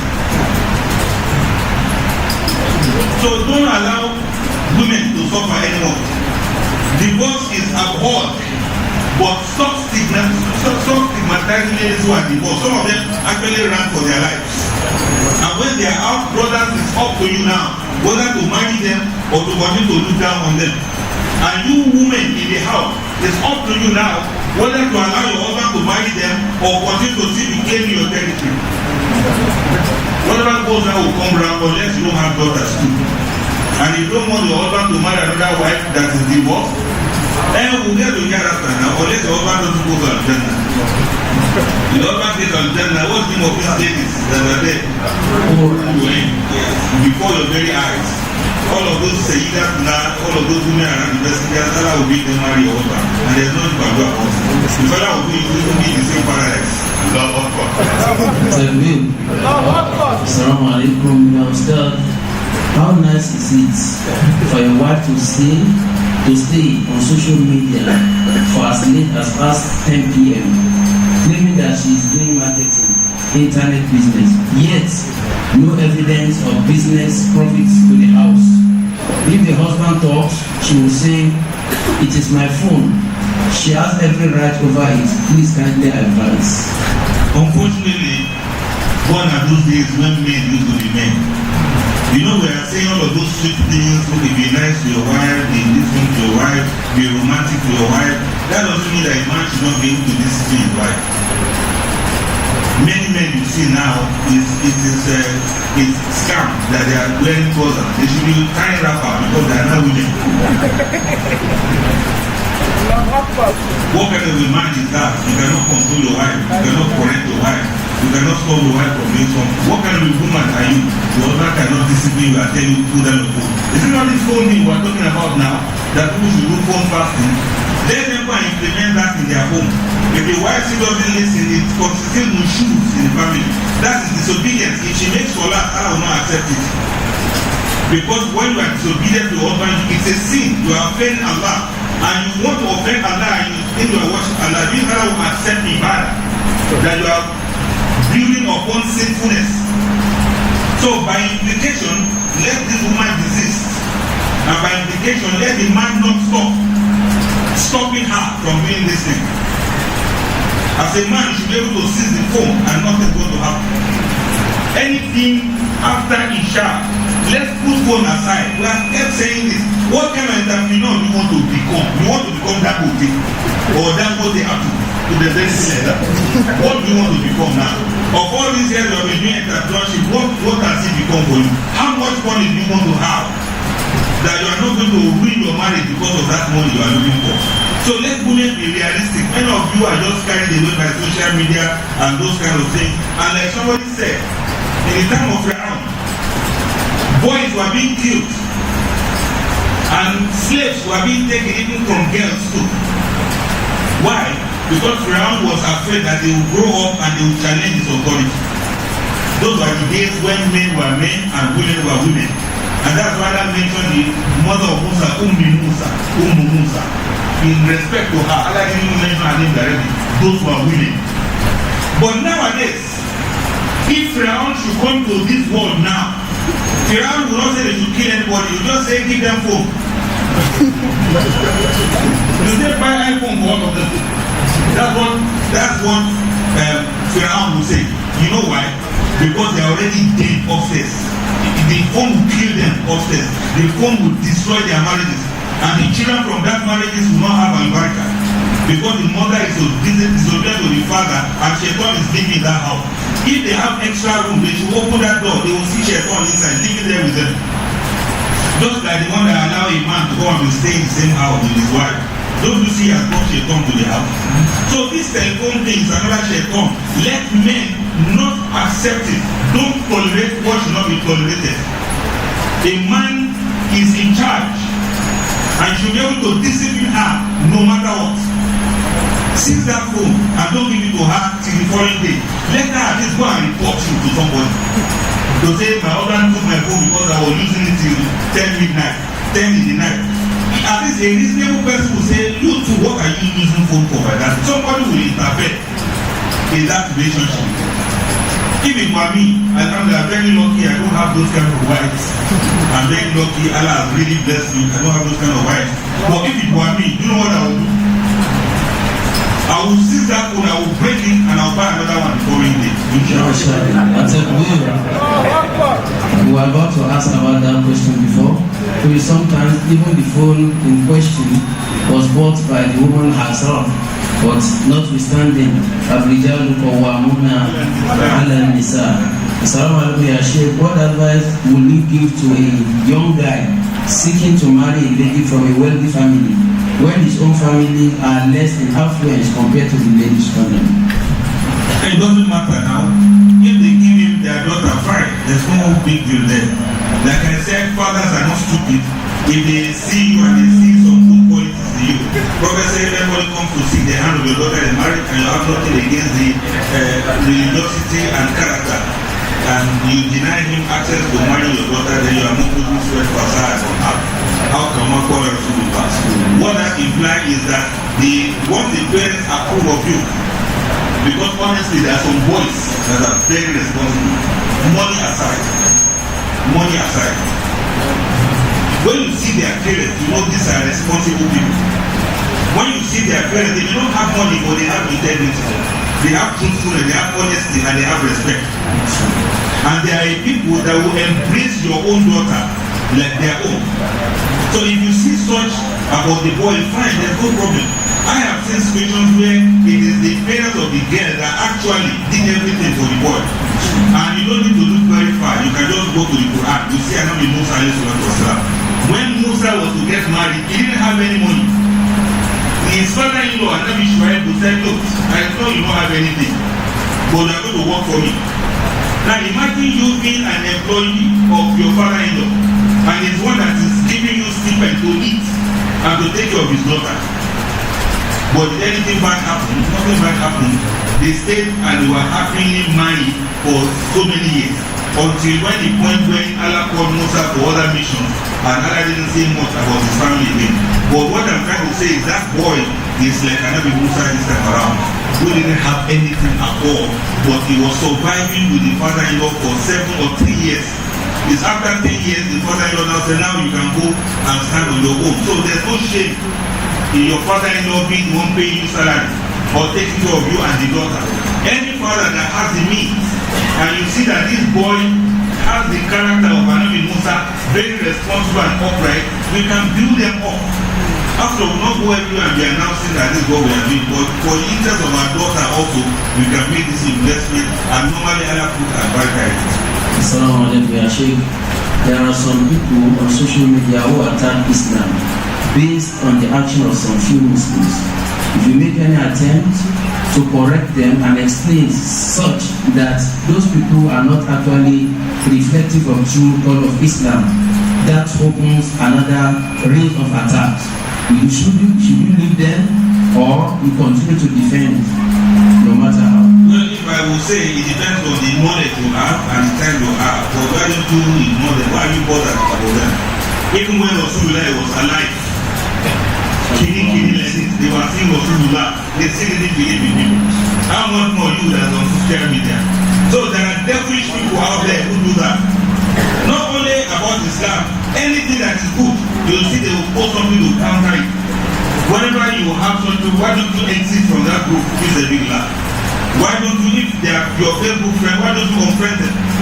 If there's provision for you in the Quran that you should walk away from wherever they are discussing Al-Fashar or they are discussing things that are against Islam, how many will you defend? So don't bother yourself. You have this issue in Adil, you have this, how do I say that in English? You have this love of your team. That's why you are trying passion for your team. That's what you are trying to defend. But when they are not ready and they are crumbling, you just ignore them. In fact, somebody was saying the right time that you see, that's why I don't want to be Muslim. You will say that. Because you Muslim, you know that you say that, you don't have to be Muslim now. They have counted us, we are complete. If someone like you become Muslim, okay, who will not go to hellfire? I said, just chill, stay. Hold your idea. We don't need you in Islam. We don't want people like you in Islam. Just stay. You are too filthy. It is responsible people that Allah is giving you Islam. So just stay where you are. We don't need extra, so it's not complaining. Anything on that would say Muslims. If they hear of one quarter, someone say it's Muslim that are killing people. If they what is your own now? Say this is why I don't want to. We don't want it. Please, Yashid, is there any way parents can also be counseling, especially those that are more culturally inclined than Islamically inclined? In every 2 among 5 people, parents tend to be the ones hindering their children's marriage. Some of them fear that the men we want to marry will maltreat us the way they have done to our mothers. But that shouldn't make them not always for them to let us get married. Some of us are still single, not because we don't have anyone wanting to get married to us, but because our parents are the ones instituting and then continue to delay us. What's your advice? Thank you very much. Now you see, this takes us back to what we were talking about, communal or community living. Your father should have somebody who can talk to him. Your mother should have somebody that she listens to. And there should be an imam that can prevail on them. So I want to advise, what this lady, or whether it's a man, what they have said is true. Some parents are very ignorant. They are saying in Jahiliyyah time. Some of them, they don't even know anything different from their time and this time. And some of them are still insisting on some things that cannot work. When it gets to that, it gets people who can counsel them. Some of the parents, when they are counseled, they listen because there's something they didn't know. And some of them are very stubborn. It's until that instance that you may reach an extent you have to go to a qadi, a judge, a Sharia judge, that can even conduct nikah for you if your parents refuse based on frivolous or mischievous reason. You can approach the imam or approach the alkali. They are going to make you to marry that person because it's not all the jahiliyyah that you can follow. The Quran says, "Wa in jahadaka ala an tushrika bima laysa laka bihi fala tuti'huma." When they bring their wahala for you to commit shirk or do something, don't follow them. And la ta'ata lil makhluq fi ma'siyatil khaliq. There's no obeying a creator in disobeying there's no obedience to a creature in disobedience to the creator. That's what the prophet says. So some parents are very horrible, or like we are saying it, some parents are very terrible people. So go and report them to Al-Qadi and there's nothing they can do to you because you are standing on the truth. Assalamu alaikum, Ya Sheikh. Please, I want the Sheikh to pray for our daughters, for Allah to grant them best husbands, and also pray for our Muslim brothers and sisters in Palestine and Gaza, that Allah will come to their rescue. Answer the prayer for our daughters, especially for the people in Gaza. It's an issue that's still ongoing and ongoing.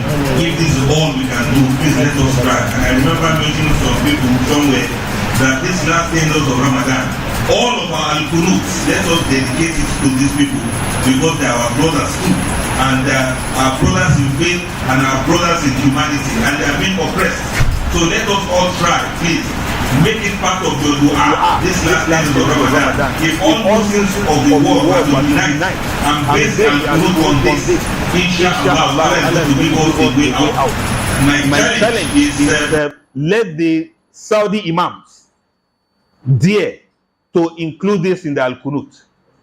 With people who go on Umrah and people will be there around the Kaaba, let this imam put this in the Al-Qunut. And I'm very sure and optimistic Allah is going to answer these prayers. Let them do it without any fear or favor. Inshallah. You understand what I mean? Assalamu alaikum. Sheikh, can you give someone zakat without him knowing? Without telling him zakat? Zakat. It depends. Sadaqah and zakat, you can do it openly, you can do it secretly. If you feel there's no need to let the person know, fine. Let the person just have it. If Allah knows your intention. Even if you don't want to give the person directly, find a way around it so that the person can see benefit. Most importantly, let somebody benefit from the zakat. Wa alaikum salam. How do you repent from zina without your spouse's knowledge? Just repent to Almighty Allah. There are 3 or 4 shurut to tawbah. Stop doing what is wrong. Another tarkul ma'asiyah fi sa'atiyah. Then another alama fat. You should regret the one that has passed. Waniyat an la yahuda la dhanbi fima baqiya min umri, and make intentional to go back. In Islam, we don't do confession. It is the people of other faiths who come to church and say, "Praise the Lord, I used to sleep with women all around, but now I don't do it anymore." We don't do that in Islam. In Islam, if Allah has covered your sin, then cover yourself. Don't be a mujahir, people who do sin openly. If you have committed sin or zina or whatever type it is, keep it to yourself, ask Allah's forgiveness, and don't go back to it again. And do a lot of good deeds. In the day of judgment, Allah will know how to sort it out. But it is wrong for you to be confessing to your husband or to your wife that you know that me and that your friend, we have been sleeping each other before we got married, and once or twice after we got married. A'udhu. Assalamu alaikum. Can you talk on marriages where couples are yet to have children after many years of marriage? Any advice? I pray Allah should answer their prayers. They should approach the doctors, the fertility experts, to be sure that there's something they can still do about it. Within the acceptable level of the Sharia, they can do certain interventions like this external fertilization with the husband's semen. If it's a woman that has egg issue, they should look into how that can also be done. It's very deep. But if, despite all of that one, they still do not get, there's provision for them to adopt a baby and foster a baby. Not to lie that that is their baby. Like some women will put cloth in their belly and lie that they are pregnant, then they go get a baby from somewhere. Not that one. Let everybody know that this child, you are fostering this child because you don't have yours biologically. This one is now yours. There's nothing wrong if everybody knows that you went to a halal home or children home to adopt this baby. There's nothing wrong. Let this baby stay with you. With the presence of that baby, maybe Allah will answer your own prayers too. Something like this happened to Zachariah when he was looking after Maryam. He prayed and Allah answered his own prayer too, and Allah gave him Yahya. So by fostering other person's children, Allah can use that to also answer your prayer. It's a spiritual situation for a lot of people. But don't forget, Aisha radhiyallahu anha, as much as the Prophet loved her, Allah didn't give her any child. Every month she sees her menses, she was always crying to the Prophet. The Prophet could have called Jubril and said, Jubril, talk to Allah for us. I'm sure the Prophet also prayed, but Allah just decided not to give. So if in this case you have not gotten yet, don't lose hope. But if the marriage now lasts to the extent that is now becoming like the age of Zachariah and the wife, then you should remember that of Aisha, that despite her not having a child, she's the mother of the believers. So I pray with the al-barakah of this month of Ramadan for this couple and other couples like that. May Allah answer their prayers and may Allah grant their requests and provide dhurriyatan tayyibatan for them. Ameen. Assalamu alaikum, Ustaz. Please, do you mind spending a few minutes after Salat Zuhr as I have a pressing issue and will be needing your assistance and advice with regards to that issue at hand? Number one, I have another lecture after here. Number two, I'm also fasting. I've been talking for over 2 hours. So if you are talking, I may not even listen to what you are saying. So the person should get my number from Imam, and then we can chat later. Then you can come for counseling at a time when Hankalia Abuna, when our head is at rest. Then we can. If you talk to me now, honestly, I will just be judging you wrongly. I will just say you are guilty, even when you have not seen. Assalamu alaikum. Please, Imam, help me out. My children are all to the age of marriage now, but my husband does not allow them to get married, male and female. One of my children, a daughter, brought his suitor that is ready for marriage, but he did not accept the man. I am more concerned about the family. Question: what decision can I take? One, because it's affecting me negatively. He also said he is the one to choose a suitor for his children. What is the Quran stance on that? Well, he might be right, he might be wrong, but I think in the face of modern reality we have now, you are even lucky some people are coming to ask for your daughter's hand in marriage. Those who have grown-up daughters, they understand what I'm saying. There will come to a time when you will be feeling anxious, about the people that are not coming. But if they are coming now, please take it easy. Let the woman report this case to more senior people in the family. Maybe they can prevail on him so that he can see reason what she's saying. This is a breakdown of communication between husband and wife. They don't respect each other's opinion. That's why we are seeing all of this, and the children are the ones suffering for it. However, if the children feel that he is taking it too far for them, they should also go ahead and report him to people who can talk to him, approach the imam, or go to an alkali, or find a way of making this matter to be resolved, because this is very, very serious and it is very important. Assalamu alaikum. Please tell our husbands to stop getting jealous of their sons when they are close to their mothers. So they lean on the mother, then the husband gets jealous.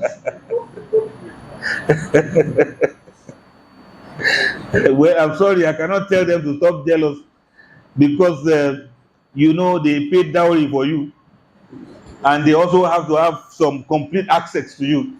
Especially when the children are still small, you'll be breastfeeding your babies, and your husband will be looking at you somehow.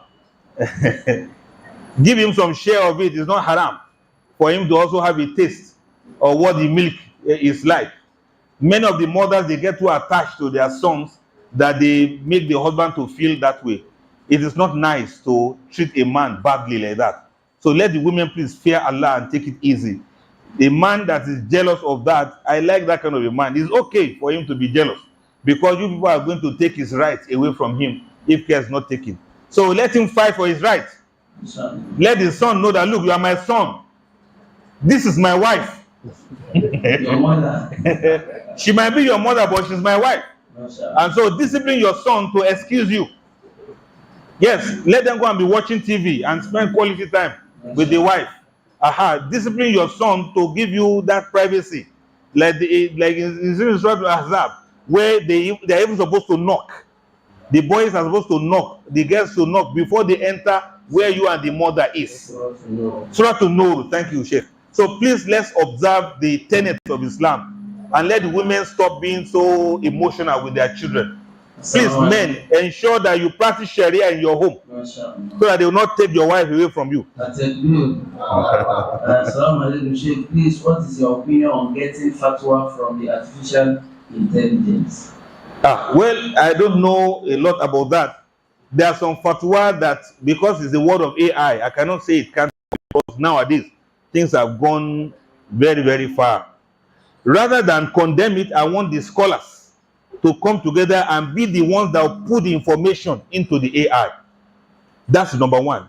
Number two, there are certain fatwas that will be different based on individual differences and temperament. I want to, not that I don't like AI, but I don't want it to substitute real blood and flesh scholar that will know you very well and that will pass fatwa based on your own peculiar situation and circumstance. I hope you understand what I'm trying to say now. Take for instance, somebody says in his place of work that there's no place for salat, and that is not able to get a space to pray. And the person asks me that kind of question. I want to know who is the owner of that company. How can you have your own company and you tell me you don't have time to pray? But you know you will not explain that one to the AI. Then the person who has no company, who is working under some people, if he asks this question, the response I will give him is, will look at all avenues. Is there any way?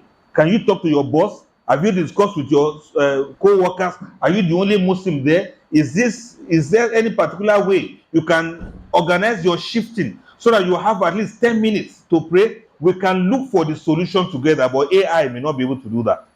And if you're someone that I know very well, I can even tell you are very stupid. You better go and look for a place and pray. And stop giving stupid excuses. He will say yes, sir. Then he will go back to his salah. But AI cannot do that. But if I know that the person's Islam is very weak, I will not be like, okay, just try. Even if it's just 10 minutes, you can perform ablution in your company's toilet, and then you spread your prayer mat in one corner of your office. If it's a common room kind of office, announce to everybody that, hello, excuse me, you guys should give me like 5 or 10 minutes. I will not talk to anybody because I want to pray. Spread your mat there and pray without disturbing anybody. You should just try now. Try it one day. Do you want me to talk to your boss? Okay, I will come to your place and talk to your boss that you are my son and he should give you room to be praying here in the car park. Something like that. AI will not do that. So this is why we should not rely 100% on fatwa and advice of AI. Look for blood and flesh human beings that can look you in the face and tell you the truth. Thank you. Further to the first question, I will start with reference to my children or my husband's depriving my children marriage. I want to speak with you one-on-one. Please, your phone number. Okay, get it from the Imam, inshallah. Assalamu alaikum, Ustaz. The Quran said, good men are for good women, and vice versa, and same for bad people. So, Ustaz, please can you help us, make us understand it? How maybe a woman who has never fornicated can be married to an adulterer, or a religious woman to a man who is not religious?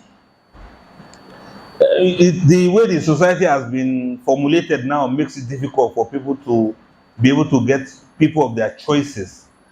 It's not very easy to be asking somebody, okay, what's your body count? You know, they ask, what's your body count? That means how many men have slept with you, or how many ladies have you slept with? These are fahsha as far as Islam is concerned. They are indecent discussions as far as Islam is concerned. But if a person is so particular about that one, then you have to do a lot of consultation with people. Don't just meet somebody in the street and then you begin to say toast each other, and then later you start asking them, if I toasted you and you agree, that means many other people have toasted you before. Then all of those mutual suspicion will start coming. There's too much fasha in this society. Actually, there are too many indecencies in this society. So good man will know where to find a good woman now, and good woman will know how to find a good man. If you met at the clubhouse, you can guess the kind of person you will meet and the kind of person that will agree to marry you. But if you are within the Muslim community where you all interact, at least you'll be able to have some level of assurance that this is a decent lady and this is a reasonable man. A man says he's decent, but he's wearing earring in one ear like this. And anytime you see him, he put the earpiece in his ears, listening to music. And anytime you see him, he's wearing jeans that is torn in the front. And whenever he's wearing his t-shirt, he's moving around, he'll be swinging from side to side as if something is wrong with his leg. And when you say salam alaikum, you say you, then say wa alaikum salam. Nobody needs to tell you you are looking for astaghfirullah. Some things are very apparent. It's just because when you have this love madness, you don't look at red flags again. So make consultation. Allah will guide you to get the best, and make dua also. Allah will lead you to the good woman and a good man like yourself. Assalamu alaikum, ya Sheikh. Please, what do you do whenever you tell your wife you admire her or you love her? She replies by saying she cannot be deceived twice, or you cannot fool her, and you are saying this sincerely by Allah. She's a bush woman.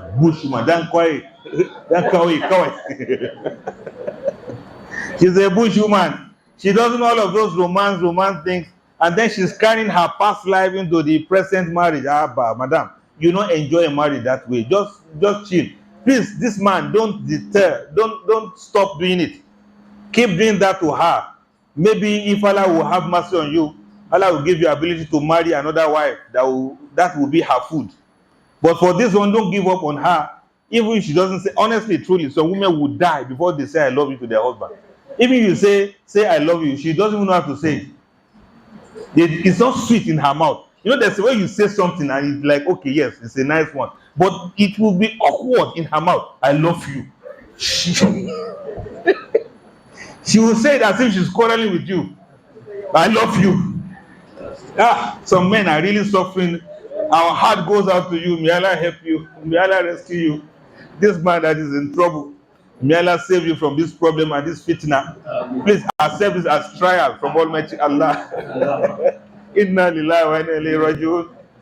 But keep doing it, keep doing your best. Hopefully she will learn. Allahu Akbar. People are really suffering. So, there is another outlook or perspective to that. Maybe there's a missing link. Between them. She has been fooled perhaps before. By the same man or somebody else. That same man. Hey. Then the man is trying to restore the lost glory. She doesn't want to be fooled by that man. I don't know if I'm speaking. It is possible. But look, if we don't forget the past, we will not move forward now, right? Women, don't be too smart to enjoy a good marriage. You understand what I mean? Don't be too smart. If you see him coming around like that, I love you, I love you, just play along. It's better than for you to be, countering. When it now becomes serious, you will not know. And after a while, the man will just stop doing it and he will never do it again. The time you now want him to start doing it, he has already given up on you. So don't overdo it or don't push men to the wall. If you are not responding now, you will look for another woman that will have better ringtone than your own. It will just die like this and then it will enter. Allahu Akbar. Assalamu alaikum. Is it proper or right for a divorcee or divorcees to be on social media, either WhatsApp or other social platforms, in order to get engaged? So, some people are very desperate now. They even have websites, they have dating websites, they have all of those things. If you must do that, then there are these ones that are made by Muslims, and they try to observe certain decorum. If you don't want to marry somebody that is wrong, then you can approach the Muslim-oriented ones. It's unfortunate that the society is so big and we don't have that communal things amongst us, where this person knows this person's sister, this person knows this person's brother, everybody knows each other, we can recommend each other for each other. But if we have to go by way of social media, you should maintain your integrity, you should try to maintain your honor, ensure that you don't make yourself to be so free, to be so frivolous. Don't make yourself to be so cheap in the eyes of men that they will not be examining you. They will say, send your picture, do like this, post like that, remove your hijab, I want to see your hair. All of those things, you are cheapening yourself. And if you like cheapening yourself to the extent you strip yourself naked, that's not the guarantee that you get a good man. So while people are going there into the virtual world, I like people to still look into the immediate real world, where they can see real human beings that can connect them with responsible spouses to marry. Assalamu alaikum. I think it's a subtle protest over part of the content of lecture. Assalamu alaikum wa rahmatullahi wa barakatuh. Please, sir, the lecture is fantastic, especially on the this addition of SM. What he's saying is that it is not because people want to press their phones and forget the world around them, but when the person is ignored and finds solace only in children, or the husband has become a lord and not partner, any slight provocation in between them or conversation, it is disheartening. Please, sir, some other things are involved, but it is not all about phone addiction. Thank you. It could be an escape mechanism for the woman to put herself in another world. But what I'm saying that it is not normal. Rather than find an escape, why don't we approach the problem and solve it? Because there will come a time when even if you kill yourself and put yourself inside your phone, will not help you. The people on the outside world, they cannot be there with you physically. You may be thinking that you are enjoying some emotional support from the outside world, but if you don't fix the marriage, the problem will not stop and the problem will not be solved. I want to encourage such ladies to go for counseling with their husbands. It means things are going on wrong. These are symptoms of many more things that are going wrong. Rather than be treating symptoms, why don't we go to the root and solve this matter at once? So I want to encourage this lady to please approach counselors so that they can sit the husband down, go for sessions, and let the man begin to do the right thing. If he now cannot do the right thing and it is too late for him to change, then the counselor will advise on the best of what to do. The Quran says, وَأَمْرُهُمْ شُورَ بَيْنَهُمْ. The matter that makes the issues of the believers to be easy is mutual consultation. Make consultation to those who know better. They may be able to find solutions to it. Don't be like one country like that where they have electricity problem. Instead of solving the electricity problem, they start importing generators into that country. Up till now, that country is still in darkness. They still cannot boast of 24 hours electricity. May Allah save us from that country. May Allah solve the problem of that country. May Allah help them. For the latter note, the last but not the least, Assalamu alaikum ya Sheikh. Thank you, Madam, for the lecture. May Allah bless you and grant you Jannah. Ameen. May Allah bless all of us and grant us Jannah. Ameen. Please, can you shed more light on the hadith? إِذَا أَتَاكُمْ مَنْ تَرْضَوْنَ دِينَهُ وَخُلُقَهُ فَزَوِّجُوهُ.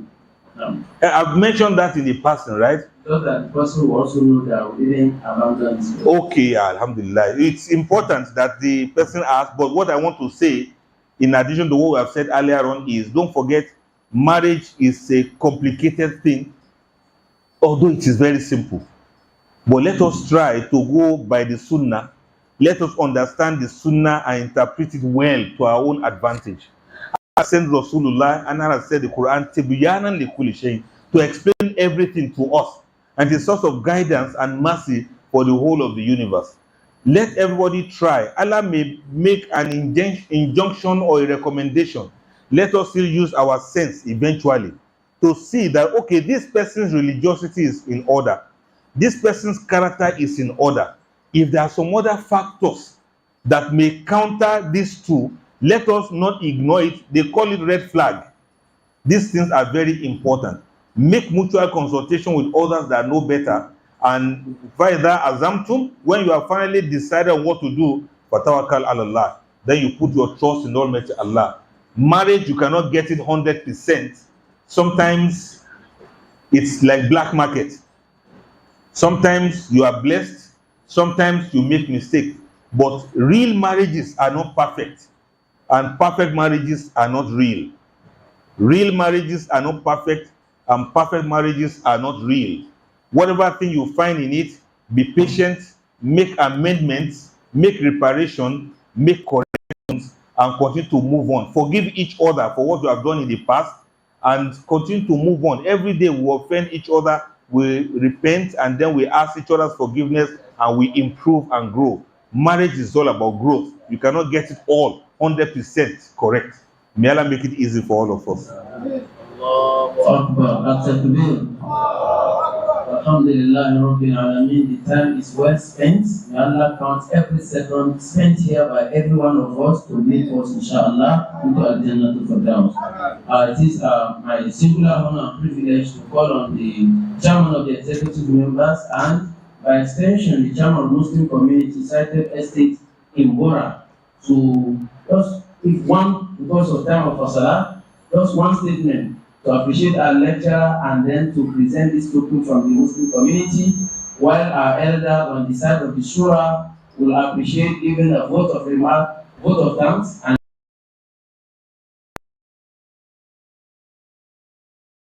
may Allah accept it from all of us. Assalamu alaikum wa rahmatullahi wa barakatuh. Assalamu to discuss with us. May Allah, while you are honored to conceive the interest it has generated, it has gone well beyond the end. We say Jazakumullah khairan. On behalf of the Muslim Ummah, it's a token of our own appreciation. Allah will reward you. Allah Akbar. Just It's very heavy. Thank you very much. Jazakumullahu khairan. Wa barakallahu fikum. Jazakumullah khairan. Alhamdulillah. Now, time of Alaji Abdul Wali Abba Misal to give vote of thanks and closing prayer. Assalamu alaikum wa rahmatullahi wa barakatuh. Wa alaikum assalam wa rahmatullahi. I want to sincerely thank our lecturer for this very inspiring and reawakening lecture that he gave to us. I believe all of us, there is one way or the other that we have pitfalls that we need to go back and make amends for our own marriages to be in the proper shape. Initially, when the topic was mentioned, I have been in the industry for a very long time, but I've never heard Islamic refinery. But at the end of the lecture, I've seen that I think the definition of that lecture is very much fit in more than the refinery, because in refinery you are just cracking the crude oil to different components, while in this case it goes beyond that. We thank you once more, and we hope all of us will make use of this lecture to amend and plan our lives ahead. Thank you very much.